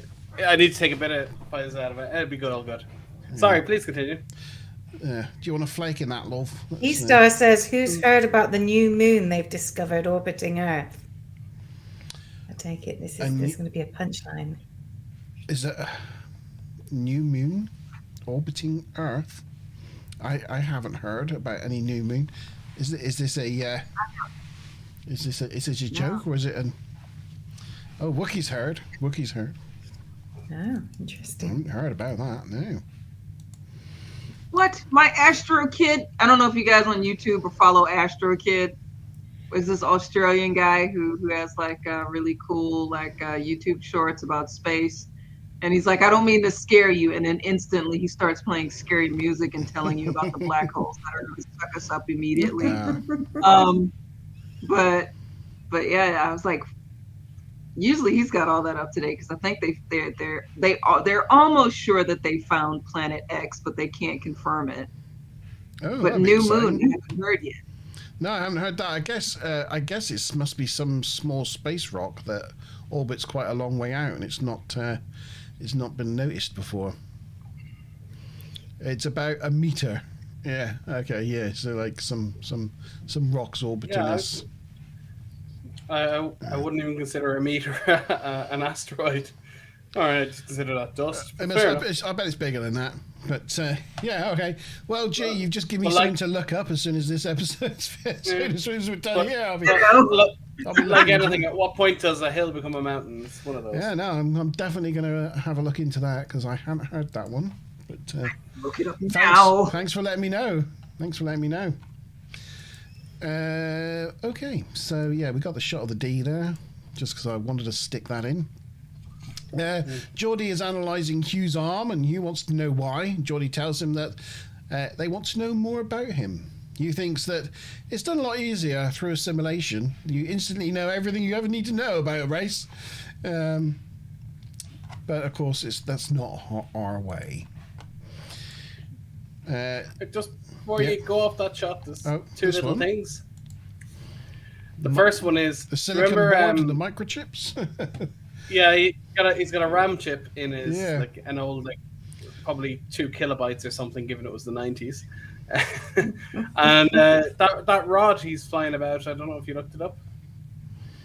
Do you remember when Sulu has like a sonic screwdriver to mess up a console? The one with the whales. Yes, it's to blow up a transporter pad, isn't it? He's got a sonic screwdriver. That's the same prop, yeah. He just waves it over and it explodes. You never see it before or after. No. That's it, right there. Wow.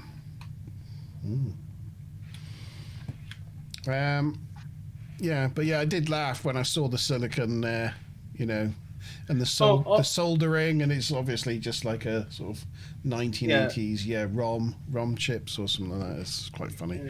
Yeah. Also, actually, the last thing on that shot, you can see the little sixth, the extra thumb they give him for plugging in for power that we never see on any other Borg ever. No, but I guess they had to have it for it to make sense for him to plug into the wall before they. Well, no, they had alcoves before. I guess it was a backup or something. I don't know. Yeah, they usually just stand in their little alcoves, don't they? Their regeneration pod things. Wireless charging. Now every species had Lord knows what going on with their biped bodies. Maybe he was just one from one of them backwood communities where everyone happens to have 6 fingers on one hand. Yeah, maybe. Hugh can't understand why the object to being assimilated. Hugh can't understand why they object to being assimilated, and Geordi explains how they cherish the ability to make their own decisions themselves and would rather die than give that up. Hugh wonders if that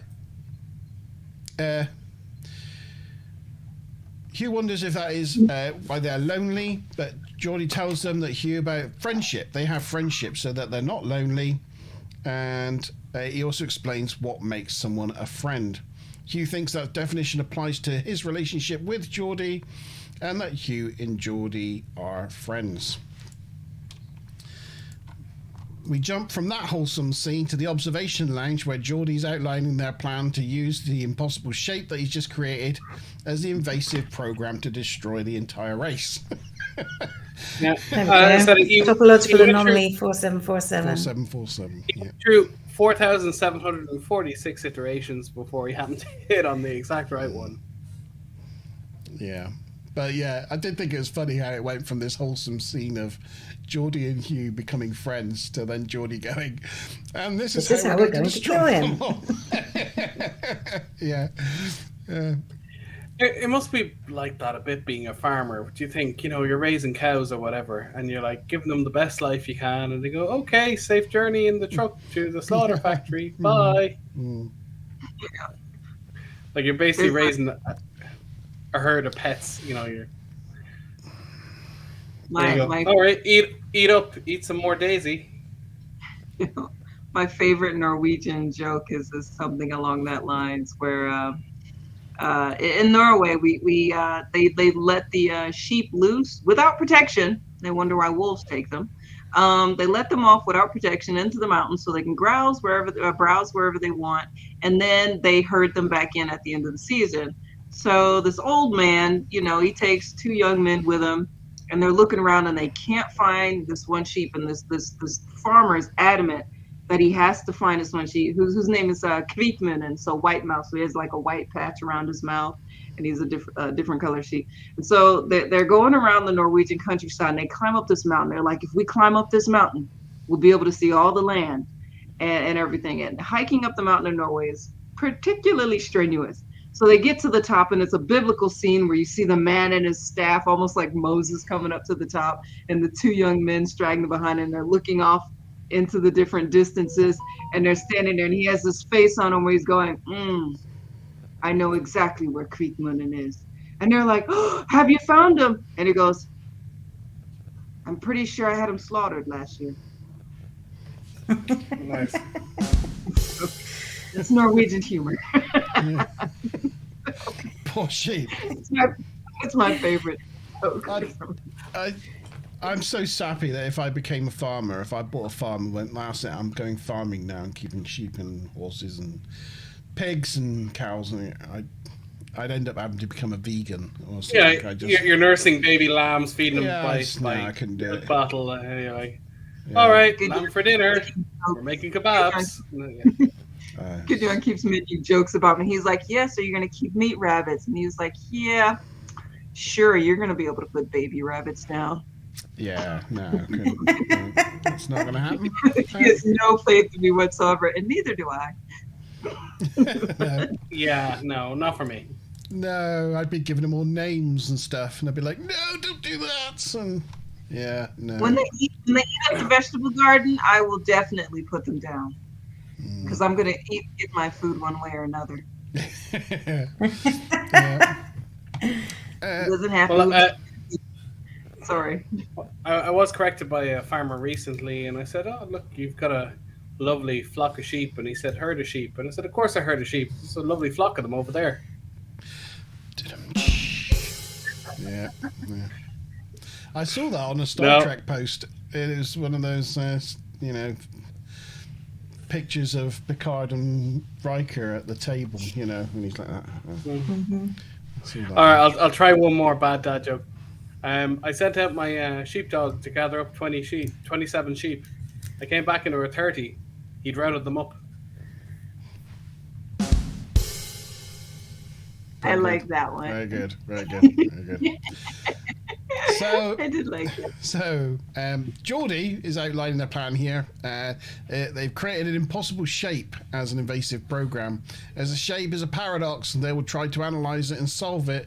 And as they solve it, it'll be distributed, and eventually it'll bring the collective down because they'll all be scratching their heads, wondering why they can't solve this impossible shape. It's a plan, I guess. It's a plan. Geordie expresses his doubts they are doing the right thing and tells Picard about how the Borg has feelings and has developed attachments, and Picard orders him to become unattached. That evening, Guinan visits his quarters. She too has doubts about the morality of what they're doing. She tells him that she has visited him and tells him that he has a name now and it's Hugh and that he's lonely. She wants Picard to tell her he is sure that they are doing the right thing. Picard's taken aback by Guinan because just like the other day, she was berating him for even letting it on the ship. And now she dares question, should they even be treating this Borg as an enemy? Guinan's like, but what did you think when you went and spoke to him? And Picard reveals he hasn't spoken to him. He's felt no need. It's not a person, goddammit. It's a Borg. Guinan tells Picard that... Sorry? I always found that scene very strange. It's like, yeah, but you were a Borg, so does that mean you are not a person? Yeah. And you were able to come back, so I thought it was strange that knowing that he was able to come back from that and live his life, that he saw all Borgs as those people as opposed to other people who were kidnapped and assimilated and lost their lives and worlds. Well, nobody gave a shit about that, seeing if they could bring them back from the brink of oblivion. Yeah, they go into a lot in the films, and they cover it, in much greater detail. And he gets a lot of shit for his attitude from Alfre Woodward, whatever her name is. I forget the character's name. Anyway, he gets taken to task over that one. So he's got post-traumatic stress. Yes, so. And the thing is, it says as Troy picked up at the beginning of the episode, and she tried to go in and talk to him about it, and he didn't want to, did he? Really, she should have pulled some rank or some sort of thing and said, "Look, you have got post-traumatic stress or whatever. This is going to bring it all up. You need to talk to me, or you're going to be making some bad decisions based on bad thoughts." Yeah, I would presume. Go ahead. I was just going to say, I would presume, similar to the chief medical officer, that as chief counselor, she would have the right to dismiss him from duty. or possibly that the two of them need to agree or something. But she should be able to basically force him into therapy if she feels he's emotionally compromised. As we see in the 2009 film, if you're emotionally compromised, you can be relieved of duty as well. So yeah, he's a little bit too close to it. I was about to say the same thing, that I didn't know if as a counselor she didn't have medical qualifications, but she could have easily told him, you really need to sit down and talk about this before you make any kill everything decisions. Yeah. But then again, all the admirals would have backed up killing them anyway, because I think he gets berated later. Yeah, they would have gone for it. They would have just gone, forget it, doesn't matter, And even Hugh makes the point later on, which we'll see why he should just go with it. Guinan tells Picard if he's going to be the person that destroys a whole race, he should at least look him in the eye once. But as far as we can tell in this conversation, Picard is unmoved. Later, though, I'm just gonna kill them all. I don't need to look at them. Yeah, G says she's protecting the dreads there with that hat. Yeah, well, Wookie was asking, does Guinan wear her iconic hat in the shower? If yes, how does that work? And G said that would protect the dreads. We have this nice waterfall spill-off effect, where it just be this bowl on top, and then this dry as a bone uniform veil shower. She just lift her hands out and she'd have her own waterfall. Yeah. Maybe she's like those things at water parks that her hat just fills up, and after a while, gets so heavy that she tips forward and tips everywhere, and then she goes back up and it fills up again. I don't know. Can you imagine how that would be? There's some great shots on Ryan's edits, the intakes, where they show kind of how this shot is done. Basically, just someone is standing off stage, they move in, and then one side of the stage they freeze it for a couple of frames, and then they introduce the new characters. But when they actually show the shots of them just walking off the screen, it's just pure hilarious. They clearly used the natural line of the set just to understand where Picard's shoulder needed to be and where they needed to be, so that the director could get it right. Yeah, it's pretty cool. But even in, as I said, the early 90s, to be able to get that right on film is impressive. Yeah, because they didn't even have instant replay. They had to get the film developed and checked it the next day. If it wasn't right, they had to do reshoots. You couldn't just check it. It's pretty cool. I always like it when they do a walk across and then a beam in behind, and it just looks really professional. It's really clever. They just freeze the frame on the right from where the line is for however many frames it takes them to walk across, and then they just zap them in for the frames that matter. Particularly well done in this shot, which is why I left the it's good. It's very good in the shot. So later, Picard has Hugh beam into his ready room and asks Worf to wait outside. Hugh recognizes Picard as Locutus of Borg, and Picard, of course, plays into that role as Locutus and asks Hugh to identify himself. And refuses to accept Hugh as a response for a Borg identification. Picard tells him this culture will be assimilated. Hugh says they will resist, to which Picard replies, resistance is futile. But Hugh points out the resistance isn't futile. He's now learnt that there are those that escape. It's like facts, bro. Yeah. The man has been lying to us. Or the woman has been lying to us. The woman. Picard tells him it's irrelevant. All will be captured. All will be assimilated. Even Geordi. Even though he does not wish it and would rather die. Hugh says Geordi must not die because Hugh and Geordi are friends. Hugh refuses to comply and tells Picard, I will not assist you. Picard is surprised a Borg drone is referring to itself as I. He declares he is no longer Borg. He is Hugh. And that's the end of Act 4. I thought it was pretty cool how when they beam in there and Hugh recognizes Locutus, that Picard just snaps into Locutus mode. and just goes deadpan. That's right. I am the Curious. It's just like plays to that Borg thing. I'll tell you an anecdote from when I used to fix broadband. I was dealing with a guy who was on a military base, and the guy was just really shit at following instructions. I was doing tech support, and I just lost patience with him, and he just snapped. And I said, just press start and control panel or whatever it is. I was really direct about it, and that guy just snapped and went, "Yeah, I've pressed it." And I realized what happened was he'd switched into soldier mode, and he was listening to, rather than thinking for himself, he was now just responding to orders. And I went through the whole call like that, barking orders at him, and I never got him off the phone so quick.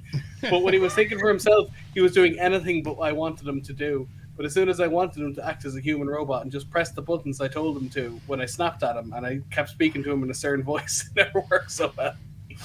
So it's just a random lesson I learned. Yeah, actually, if you bark at soldiers, they tend to just do what you tell them to do and not think for themselves. And sometimes that can be a benefit.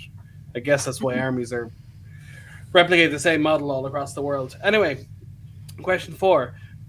Picard said, a strong what is important in fencing and bartending? A, tin, B, foil, C, a cling, D, a film, E, a massive android dog. So it was a tin, foil, cling, film, massive android dog. Are you wanting me to fail? Is it? You're on the bubble of winning here. I thought I wouldn't be giving up points for a massive android dog. Married woman here. I will say B. He's on my. No, it sounds like you're asking if it's B. Well, no, I just thought it was a strong forearms was the thing that was there. Yeah, I think more or less everyone's in. Yeah, it's a foil, and they talk about a counterfoil, to kind of correct yourself. When you're talking about like raffle tickets, you have a foil and a counterfoil. I mean, I think that all comes from fencing. It's just like, you're kind of like checking yourself, basically. Your counterfoil is to keep you accountable. Your foil is your attack or hit or whatever. And in bartending? I don't do fencing. Well, she said a strong. Oh shit! It was a strong arm, but I'll stick with strong foil. arm. It was a strong forearm. Is the answer, isn't it? I may have made a shit out of that question. Apologies. I was saying anyway, it doesn't make any sense. Yeah. All right. I take that one on the chin. I may have been doing this. That's why I questioned when I was supposed to be working earlier in the day because I might have been half listening. Sorry about that. Okay. Everybody got it right anyway. Don't worry. Yeah. You got it right. There's plenty of bees. That's fine. I'm covered in bees. I will accept that. Covered in bees. So, right. So we'll move on to the bonus question. The line must be drawn here, this far and no further. Is a quote from which film? It's Lord of the Rings, isn't it? And oh no, so you shall not pass. You shall not pass. That's the wrong film. Yeah. Also, can anyone tell me who Sheldon said that line to in The Big Bang Theory?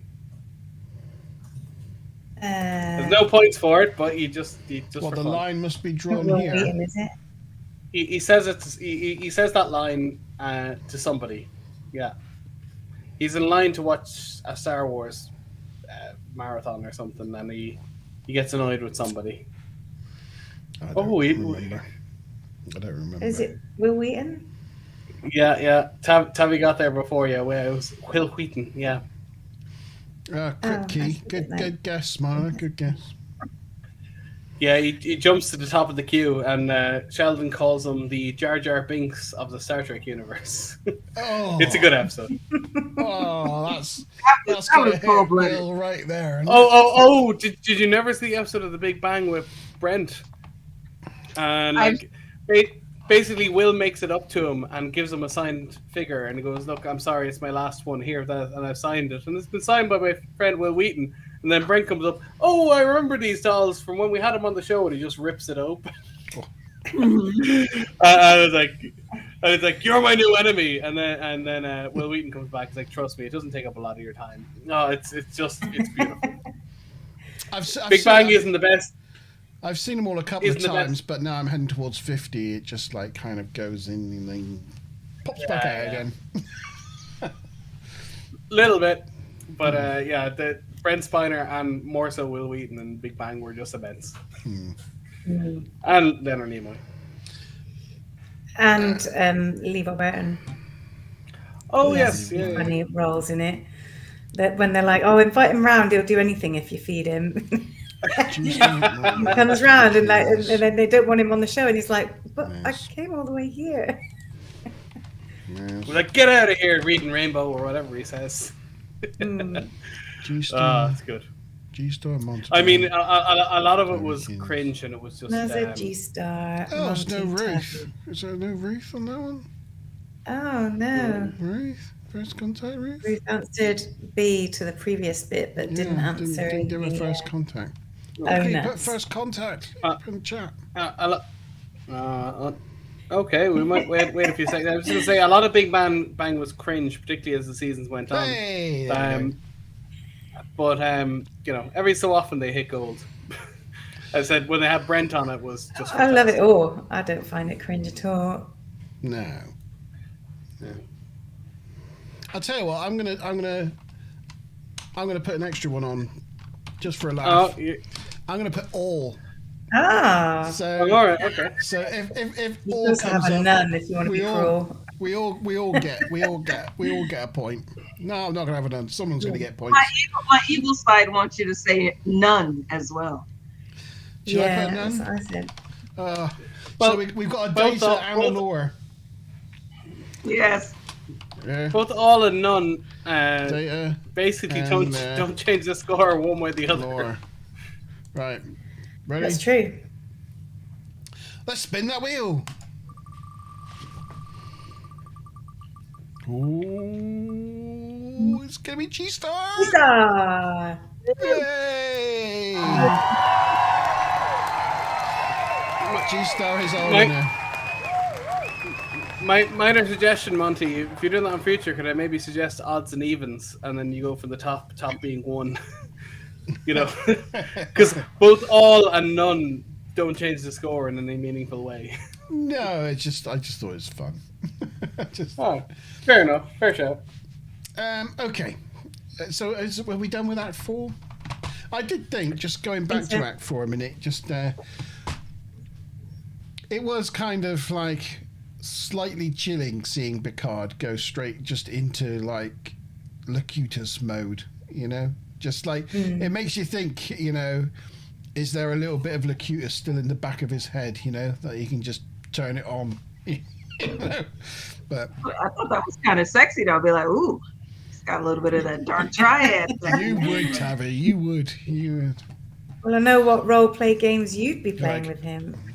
Assimilate me, Jean-Luc. I did have to look it up to be sure, but do you know what Locutus means? No, I was wondering, what does it mean? I thought it had to mean something. Well, it's half covered in Picard Season 3, but it's kind of related to the word eloquent, I think. But it basically means to speak, or I have spoken, or I have proclaimed, or I professed. Is probably kind of the way, my word is law almost. But yeah, I'd imagine, I haven't looked this up, but imagine acute and eloquent are kind of related. It's kind of in the same area. It's well spoken. It's derived from Latin and means the one who speaks. Yeah. So it's kind of in that area. Who speaks for the Borg? So yes. Yeah. Spokesperson, if you like, or representative. And of course, they call his son Fox, which is just voice. And funny, well, I don't know if it's a funny fact, Irish fact. Bono used to hang around as a teenager outside a hearing aid shop in Dublin called Bonovox, which means great voice. And because he used to hang around the Bonovox shop, that's how he got called Bono. Yeah. So he's named after a hearing aid shop. Yeah. Brilliant. Although it does mean great voice, but that's just incidental. Okay. Go on, sorry. We got a chief! I'll just give you a... Shut up, Sean. There you go. We got a chief. Well done, Ruth. Woohoo! Take the I'll just- card. Congratulations, Ruth. There's a bit of applause there for Ruth. Well done, Ruth. Right. Reset your card or do whatever you need to do. And we'll get on with Act 5. So we're in the observation lounge. Picard admits that perhaps he didn't initially speak with Hugh because he didn't want to disrupt his grand genocidal plan.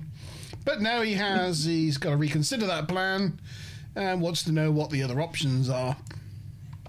So it's nice, isn't it? If he hadn't spoken to him, he's like, I've gone straight ahead with it, destroyed the entire race, but now I've spoken to one person. All right, I won't.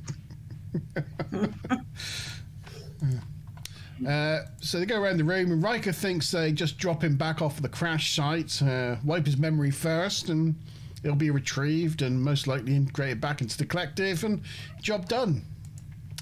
But Geordi and Beverly think that's a bit mean because they've encouraged him to be an individual only to forcibly then remove his memories and put him back where they found him, which seems to not be the Star Trek way, I guess. Picard wonders what would happen if they just dropped him off and didn't wipe his memories and let him integrate back into the Borg. Maybe his memories and his knowledge of self-awareness would permeate across the collective. And what may that do to the Borg? This could be the most prodigious program of all. The Doc throws in a final potential wrinkle into his grand plan by asking, what if he doesn't want to go back? Has anybody asked him? And like, oh no, they hadn't. So they're gonna talk to him now. Geordi and Picard meet with Hugh in the ready room. It's quite nice. This scene opens with him and just stood in the ready room, kind of admiring Picard's lionfish. Yeah, What's I his name think I again? read up David Livingston. Yeah, Livingstone. Yeah. Named after one of the writers, and he changes in this episode from one fish to another fish, as I recall. Sorry, was that sorry? Sure. No, I had a thought and it's gone now because Oh. Tabby asked the question and I went out the window. I guess it's not important. Go on. Yeah, I think it's the proper lionfish again now. But yes. Yeah, it's changed a few times. He's changed. He did change, but he's back to being a proper lionfish. So yes, Geordi and Picard meet with Hugh in the ready room. They outline their plan to drop him back off at the crash site. Hugh doesn't think there is a choice. He knows what would happen if the Borg found he was missing. They would go looking for him, which would be bad news for everybody aboard the Enterprise. He says, you are many, where I am one. So at this point, I think Hugh's turning into a Vulcan. Because he's given the whole, the needs of the many outweigh the needs of the few, Hugh. The few Hugh, yeah. The higher the fewer. The higher the fewer. The higher the higher the hewer. The higher the hewer. So they try to offer him asylum if he wants it. They give him a choice. And he says if he had to choose, he would stay with Geordi, his friend, but it is too dangerous for Geordi and the Enterprise crew. So asks to be taken back to the crash site. In the transporter pad, they say their goodbyes and Geordi asks to go with him. As Hugh himself says, they assimilate civilizations, not individuals. Locutus withstanding, of course. But Picard gives Geordi the go-ahead, and so Geordi beams down with Hugh to the surface. Hugh tells the captain he does not want to forget that he is Hugh, and they beam down together. The Enterprise moves into the chromosphere of the star to hide its presence. And on the surface, Geordi and Hugh say their final goodbyes, and the Borg colleagues arrive and take their fellow drone home. And that's the end of the episode. Done. Act 5 is in the bag. Hugh gives him a little bit of side eye at the end, but As good he side beams eye, out, I think. he does give a bit of side eye. I think I've probably got a... There you go. Yeah. Hugh side eye. He just like glances to the right, or left even, as he... It was not bombastic. Yeah.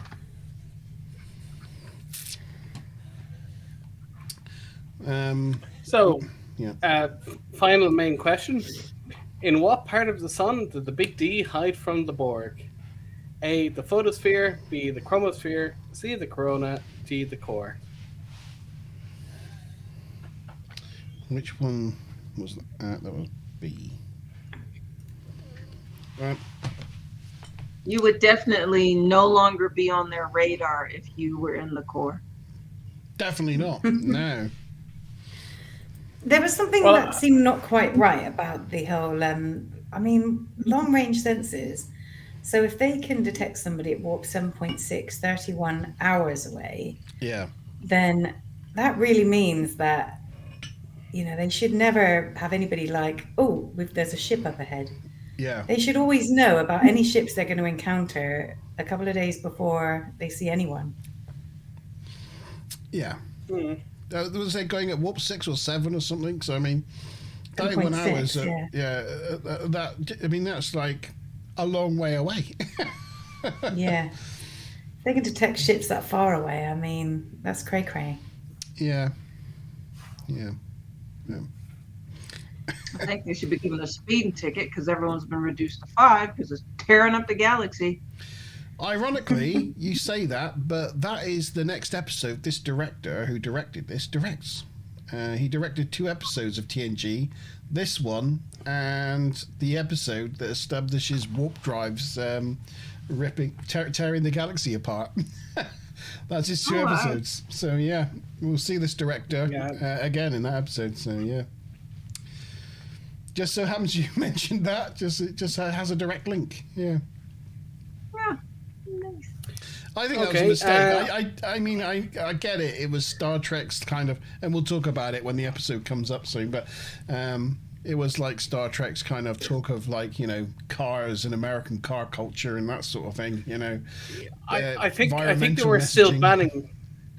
I think they were still like CFCs were still around. Leaded fuel was still around. Not in a lot of countries, but in other Brazil and stuff, they were still using leaded fuels.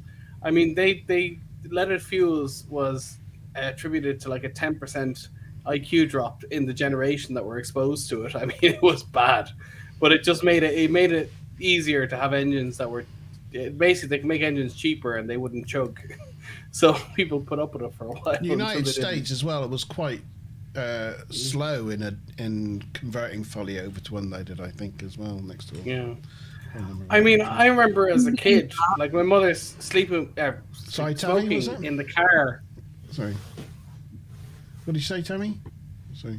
I was going to say the IQ drop and everything in the United States slowly wanting to adopt unleaded fuel, and I said that explains a lot. Yes. Yeah, well, Trump was around that era, but the like even like smoking in cars, like in Ireland, I remember there was almost a controversy of what, I can't smoke in cars when I'm driving. How dare you? Like if your kids are in the car, this is considered a controversy. I remember when they banned smoking in pubs. Nowadays it seems so normal. Like why would anyone even think of doing it? Just basic things that were so unthinkable 30 years ago. So it's just the world's moved on. Thankfully, I'm sure in 30 years' time, if I'm still alive, I'll look back at now and think we're absolute savages. So it's like, what, we ate meat or whatever? Yeah. Actual meat we ate from real an actual meat. animal. We slaughtered animals. Like we didn't eat food from Grown in bioreactors. labs. Yeah. Okay, I just have a bonus question to throw in. Sorry, I have to correct it slightly because I did have it written down earlier, but I obviously mucked it up. So, in which series of Star Trek do we next see Jonathan Del Arco? And I'm just going to say a few of you are going to get this wrong.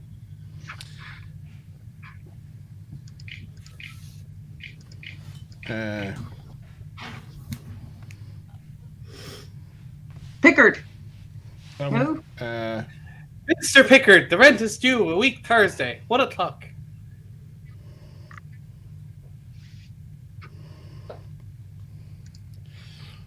Oh, I am. That's a complete guess for me, but I've got no. I guess the same. Ah, you guessed the same. No, well, sorry, I meant after TNG, so you can give me a different question. No, no, sorry, yeah. So, but the two of you can give me a second answer. Oh, he does come back for the two-parter. He features in Descent, doesn't he? Descent Part 1 and 2. Descent. That's correct. Sorry, the name escaped my head for a second, but that's not what I'm thinking of. So After not TNG. that, after Descent, what? After TNG. After TNG. Okay. Sorry, G-Star, I'll give you a second guess as well, because I did you dirty there. Okay. The actor. The actor. Okay. Jonathan Del Arco, yeah. I've got no idea. I'm gonna completely guess.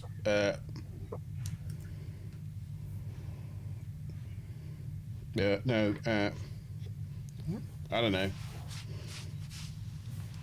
I guess the season. I've got no idea. Oh, G-Star Voyager. Oh, I've guessed Voyager. Does he come up as an alien in Voyager? That's what I'm guessing. Mazza, you putting an answer in there? Okay. Yes, he comes up in Phantome in the episode The Void. So that's the one where they have like a 4-year the trek Void. through. Yeah. They go through. Completely dark there's space. no stars. And they're Yeah. They're playing music on the pads. Yeah. And the main one, the one that he interacts with, that's Phantome. That's the same actor. Oh. So What season? sorry, was it was my fault.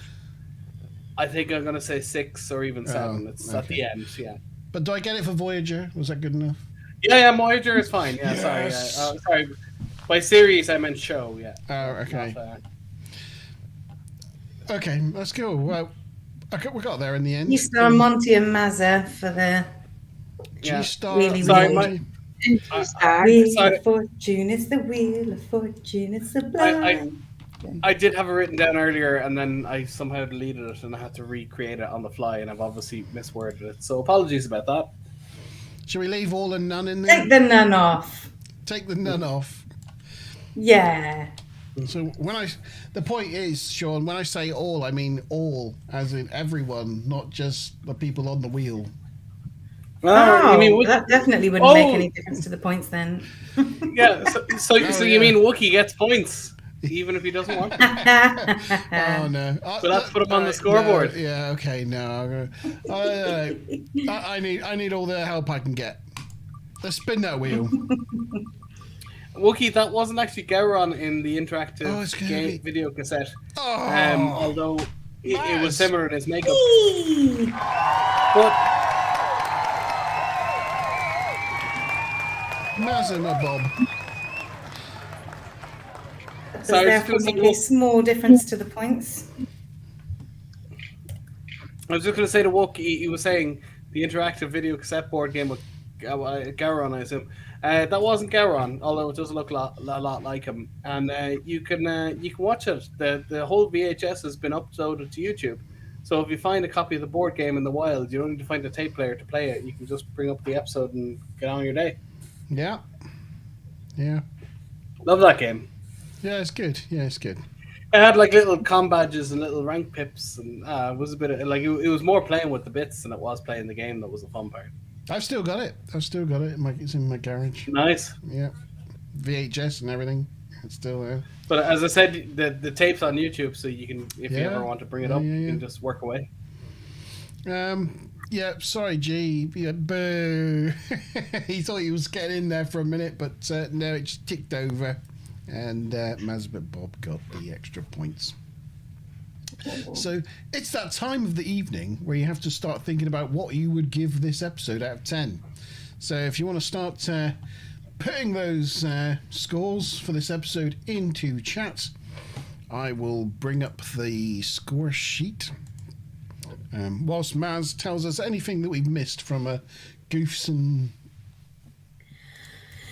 Nothing really from the goofs and trivia, but I guess from a reception perspective, TV Guide magazine, commemorating the 35th anniversary of the original series of Star Trek, did a ranking of episodes, and I Borg was ranked 5th of the greatest episodes of Really? Next Generation. Yeah. Yeah, I would have thought that. Pretty high. Pretty high. And Michael Piller said it was his favourite episode of the 5th season. He said it was everything I want Star Trek to be. Yeah. So pretty well received in general. Nice. G-Star, out of 10, Gives it G-Star. 17. You out of 10, G-Star. You can't give it a 17. No, you cannot give it 17. I thought he was telling you Boy. to Actually, G-Star is correct. Bingo card 17 does have two. Oh. That's Andrew, but he's not here. Ah. Oh, I thought G-Star had bingo cards for a moment there. congratulations, Andrew, for getting Chief Bingo. Chief Bingo. Chief Bingo. I still don't have any lines or corners. I got quite a lot filled out. Lots of lines of 4, but I need one more. Let me Oh, check. So, yeah. All right. Did I mention Deep Space Nine? No.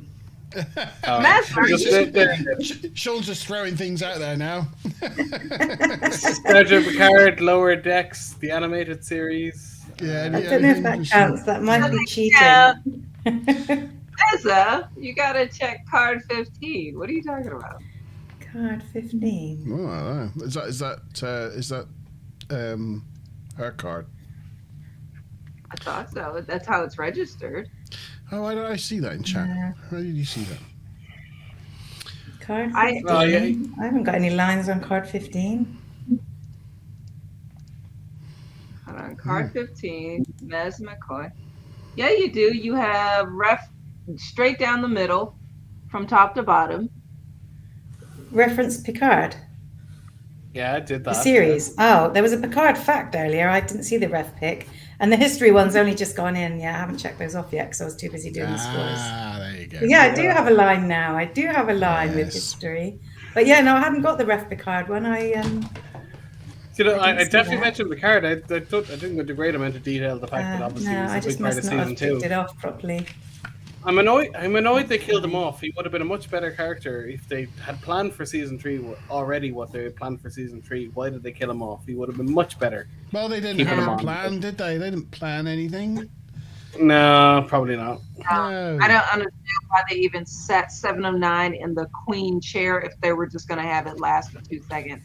I'm like, can you imagine how freaking awesome that would have been? No, but they sat Girardi in the chair. It's like, really? They wouldn't have had that whole Well- Borg thing with Girardi and the Borg Queen, and then sending the Borg Queen off with the Happy Hippie Borg set, to spread joy and love around the galaxy. They wouldn't have had all that if they were going to make the Borg the big bad of season 3. None of it was planned. You just gotta imagine the first 2 series is one thing, and then the 3rd season is just something else. That's the way I put it and make it in my mind. Better. Yeah, it's like Red Dwarf. Every new season is in a different parallel universe. Like, there's no visual continuity. It's just sometimes the character disappears and comes back. Sometimes they're human. Sometimes they're a hologram. Just go with it. Right, so we got scores then, Masma Bob. Who's done what? Yeah, do you want to bring the spreadsheet up? Up the spreaders. So, Tavakins won today with 440 Star Trek points. And she's already and in the she gets lead. 10 points on the scoreboard. So she's extended her lead. Yeah, this is it. Giving Tabby those points for those questions that she didn't answer makes a big difference in the grand scheme of things. You will obey the Borg Queen. Yeah, we will. Resistance is futile. I actually got a thing for that. Resistance is futile. There you go. Nice. And then in second place, which I just scraped in by getting that extra 10 points, is Ruth, Montyban, and Mazamak Bob. So we get 8 points apiece. We got 430 TNG points. So that's 173 for you. Who else was it? Me? I get 8. Ruth and Yumi and Ruth, 62. 8 points each. And Ruth 166. Okay. And then Stu Plum is in 5th place with 6 points. 6 points, so 172. Oh, that changes the top 3. He had 420 TNG points, which was again only 10 points behind us. Then G-Star was in 6th place with 5 points. So he did really well to get 310 points, being that he only joined 43. halfway through. Yeah. And then Andrew's in 7th place with 4 points. He obviously answered the first few questions. 28. Had to go. There we go. So I will just do a quick reorder and re-thingamajiggy. Doing my thing. Oh my god, what am I doing? That one, B, sort, that, B. Oh, there. sorry, Daddy. Didn't mean to knock you out 2nd place. Yeah, you've completely. There you go. I still love you, Daddy. Yeah, so Tavikins and Maz being the Star Trek. The holders of the information, proving that by being top of our scoreboard, and Stuplum with all his research coming in there in 3rd, and Ruth still doing a fine job holding everybody up in 4th place. Of course, still pretty close. Sean's not took part for half the season, but he's still on 112. Yeah, well, I've got no points for 6 or 7 episodes. So the fact that he's still in 5th is impressive. I don't even know that there's enough episodes left for Monty Band to overtake you, even though he gets to play now. There's not. I can't. Even if I got like 10 points for the next 3 episodes, I'm still not going to get near Sean's score. Yeah, and I said Times Arrow was a 2-parter. Yeah, so yeah. There's 2 other 2-parters or 3 other 2-parters in season 6. So yeah, there's a couple of them coming up. Well, you get the between season 1 and you get the winter break one. So yeah, you tend to get two per season. Yeah, we'll be doing a double episode. I think G-Star did say if all pans out well for him, G-Star's going to be joining us live for the Times Arrow 2-parter episode, our big season finale. Yeah. Kicking off season 6. Brilliant. So yeah, I think Ruth, if you fancy coming on as well, we can make it a 6-way and get everybody on. And I will make it. How many ways can you go? Is it up to 10 ways? 10. Yeah, we can have up to 10. Yeah. So it gets fairly Brady Bunch at a certain point. Yeah, Times Arrow comes into the season as a 2-parter. We have Fistful of Datas. It's not a 2-parter, but I just mentioned it. Chain of Command is a 2-parter. Chain of Command, yeah. Birthright is a 2-parter. We get to see Deep Space Nine, and the end of the season, Descent Part 1 and 2 is a 2-parter. I almost feel like G-Star should come on the show in 2 weeks' time because it's his favourite episode ever. Oh, is it one where? Oh, yes. Is it Inner Light? Inner Light. We'll see. Yes, 3 weeks' time that'll be for Times Arrow, won't it? I like the concept of that episode, but I actually find it a bit boring. Controversial. Yeah, 21st of June. Yeah, and it's treated as well, and it is. It's very, I suppose, high-minded sci-fi, but people have differing opinions about it. We'll come to it. But we'll worry about that the week after next, because the next week is, of course, the next phase. The next phase. He wants to sack you, Monty Band. Sack that guy. Yeah, I know. I knew that'd be an unpopular decision, unpopular opinion. Yeah, look, let's not spill the beans before we get there. Yeah. So next week episode is the next phase where Geordi and Ensign Rowe are phased out of normal time and space, but somehow don't fall through the floor, and have a bit of a running fight with a Romulan through the ship. Right, are we ready for our scores? Have you got your paddles? Paddles at stand. Got my paddle. Okay, here we go. That's a paddle. 2, 1. Oh, look at that. Hey. All right, I'm the LR. What a consensus. Today, Chief Sean's being the G-Star of the bunch and giving the low scores. G-Star would give it 1. Gave it a 6. G-Star gave it a 9. G-Star I stand did corrected. give it a 9. Yeah, he did. Look, it is an important episode, and I like Jonathan Del Arco and the Bridge to the Borg, but I don't know. Everything just seems a bit rushed, and it seems like they somehow fit too much into one episode, and it just doesn't hit quite right for me. Audience score was 9, Montyman. Audience score was 9. I'm clearly wrong because We had a 9, a 9.1, a 9, and an 8.5, which averages to like around an 8.9. So yeah. Well, it's interesting. Just looking back at it, the audience always thinks more of these episodes than Sean does. Sean says 6, audience says 9. Sean says 5, audience says 6. Sean says 6, audience says 7. Sean says 5, audience says 6. Sean says 7, audience says 8. We're just being petty. I don't know. I guess I am too picky, and I guess I have to stay consistent because the Drumhead, which is my second favorite episode of all of TNG, I think I only gave it an 8. And I feel bad. I should have given it a 9. Your favorite, I should have given it a 9, but I didn't. Yeah, so you're rating TNG episodes and you give your favorite episode an 8. Second favorite. Measure of Man was my favorite episode. All right. What did you give that? A 9? I wasn't involved with you back then. Oh, But I probably should have given that a 9 or a 10. Measure of Man is a great episode. That actually comes out as the third best episode of the season. Behind that's fair. The first the Cause and Effect being the top episode. Conundrum is it Power Play? Redemption Part 2 and Power Play. Power Play and Redemption Part 2 being joint second, and then I Borg being third. And then Darmok and First Duty just a smidge behind. Just a smidging. Which, you know, Visiting pigeons in the park. You don't know that? No. What? What?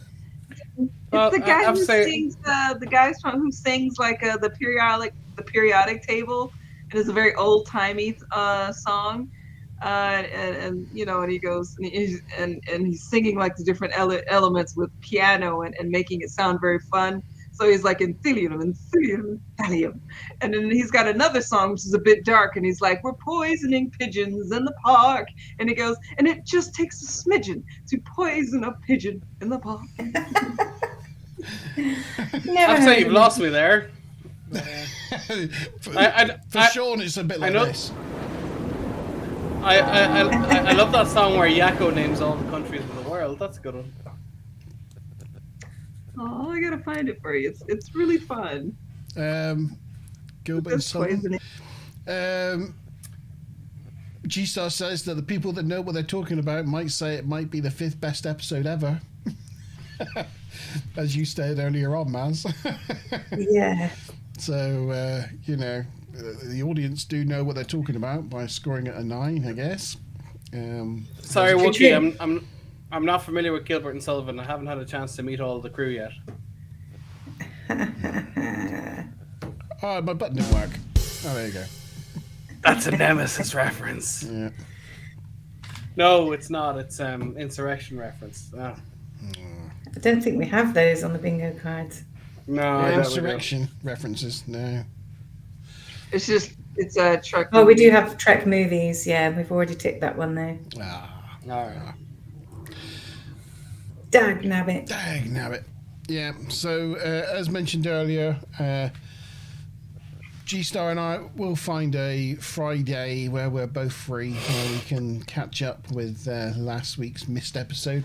We're not just going to let it overhang to the end of this month. We are going to try to put one together, and it's only going to be a just general catch up where we just sit and have a beer with everyone and just talk about stuff that's coming up in the news recently. We'll probably talk about Earth's second moon. That'll probably come up there somewhere in the chat.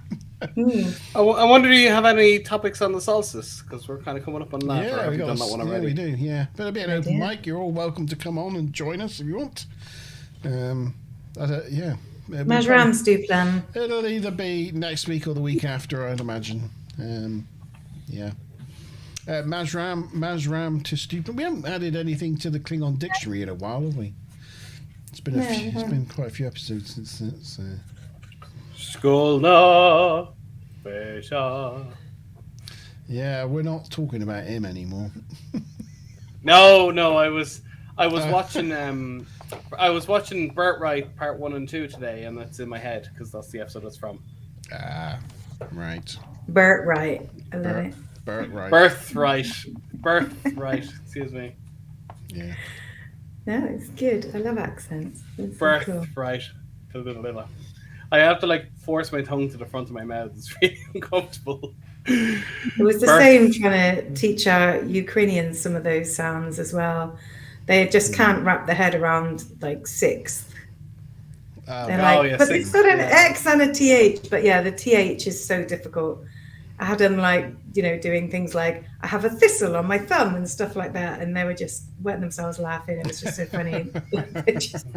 Thistle. It was like thistle. Yeah, you would just say thistle, and thistle, thumb. Them, it was there. What do we think about Sean's new uniform? Does he look dapper in his new? Love uniform? it. Yeah, even if he's in red. I'm a big fan of the black, although I keep having to do the Picard maneuver. I'm actually kind of rolling it up so it stops. Yeah, gotta keep doing that. Yeah, it's not just an application. You actually genuinely have to keep doing it to keep it right. Should have went for a Voyager jumpsuit. I learned. You think they would have used garters? Sorry, Tav? You think they would have used garters to keep the front? Yeah, I could probably get those. But you can get Voyager jumpsuits, but the problem is I'm quite tall, so it just wouldn't fit right. It's fine to get a top. The top part of my body fits into normal sizes. The bottom part doesn't. It's just the way it goes. That's what he said. 36-inch legs. It's a pain. So I know. Oh. Although I will say the arms are actually quite generous. They go pretty much as far down as they're supposed to. Quite often I get shirts and the arms are down here. But no, these are all right. It's very good. I like it. I feel tempted to wear my uniform like that now. But as I said earlier, I can't do it up, even though I got the biggest Chinese size they do. It will not go around my ample. Well, there's when you want the mix of quality and price. So obviously you don't want 100% perfect quality, but you want a good price with half decent quality. There's a crowd called Cosermart, COSER Mart, and they're the people to go with. They have some Picard season 3 uniforms with the deltas and the stuff, and it looks really, really good. But they deliver, from China for €60. So it's not bad. It's not bad. What are they called again? Cosermart, COSER. Oh. But sorry, but they actually, the guy I know on YouTube if you put a link in the back room private chat, Sean, I'll stick it in. Yeah. I'll stick it into live chat. If you just Google that Cosermart, it'll come up. That's all. It's unique enough that it'll come up for you. Cosermart, Star Trek cosplay, whatever. It'll come up for you. Oh, what are those YouTube links you put in there, Tavi? I've just noticed them. I don't know what they are. That's the guy who sings "Poison and Pigeons in the Park" in the Elements song. Oh, what's that? Cosermart doesn't come up. The one she was talking about earlier, the guy that sings the elemental table and things. Okay. It's what a smidgen is so rarely used in modern American English now, so that when I hear it, I only. Is here, a suffering is here. Life is skittles and life is beer. No. I think the loveliest time of the year is if you can just see I replaced my image there, and you probably can't see it in the live chat. But the yellow part all has these tiny little deltas, built into the fabric, and it's just so a guy just posted a photo of that. Yeah, you can see like this is like tiny little deltas similar to the 2009 films. Like it's really really. No, G-Star, thanks for saying about putting the comments in chat about your score. That's a good idea. It does help the channel, and of course, if you remember to click that like button on the way out, if you haven't, that would be also great. Thank you very much. And of course, we're at 247, 242, 472. That's got us 407 in it, hasn't it? Subscribers. We're at 472 subscribers. So just 28 to go for the 500, the big 500. So that'd be great. Did we just jump 40 subscribers from last week? We jumped like 10% or something. We've jumped about 40 over the last few weeks, yeah, because of G-Stars. Okay.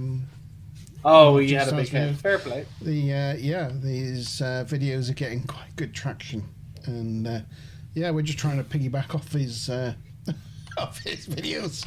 But yeah, no, it's going well. It's going well.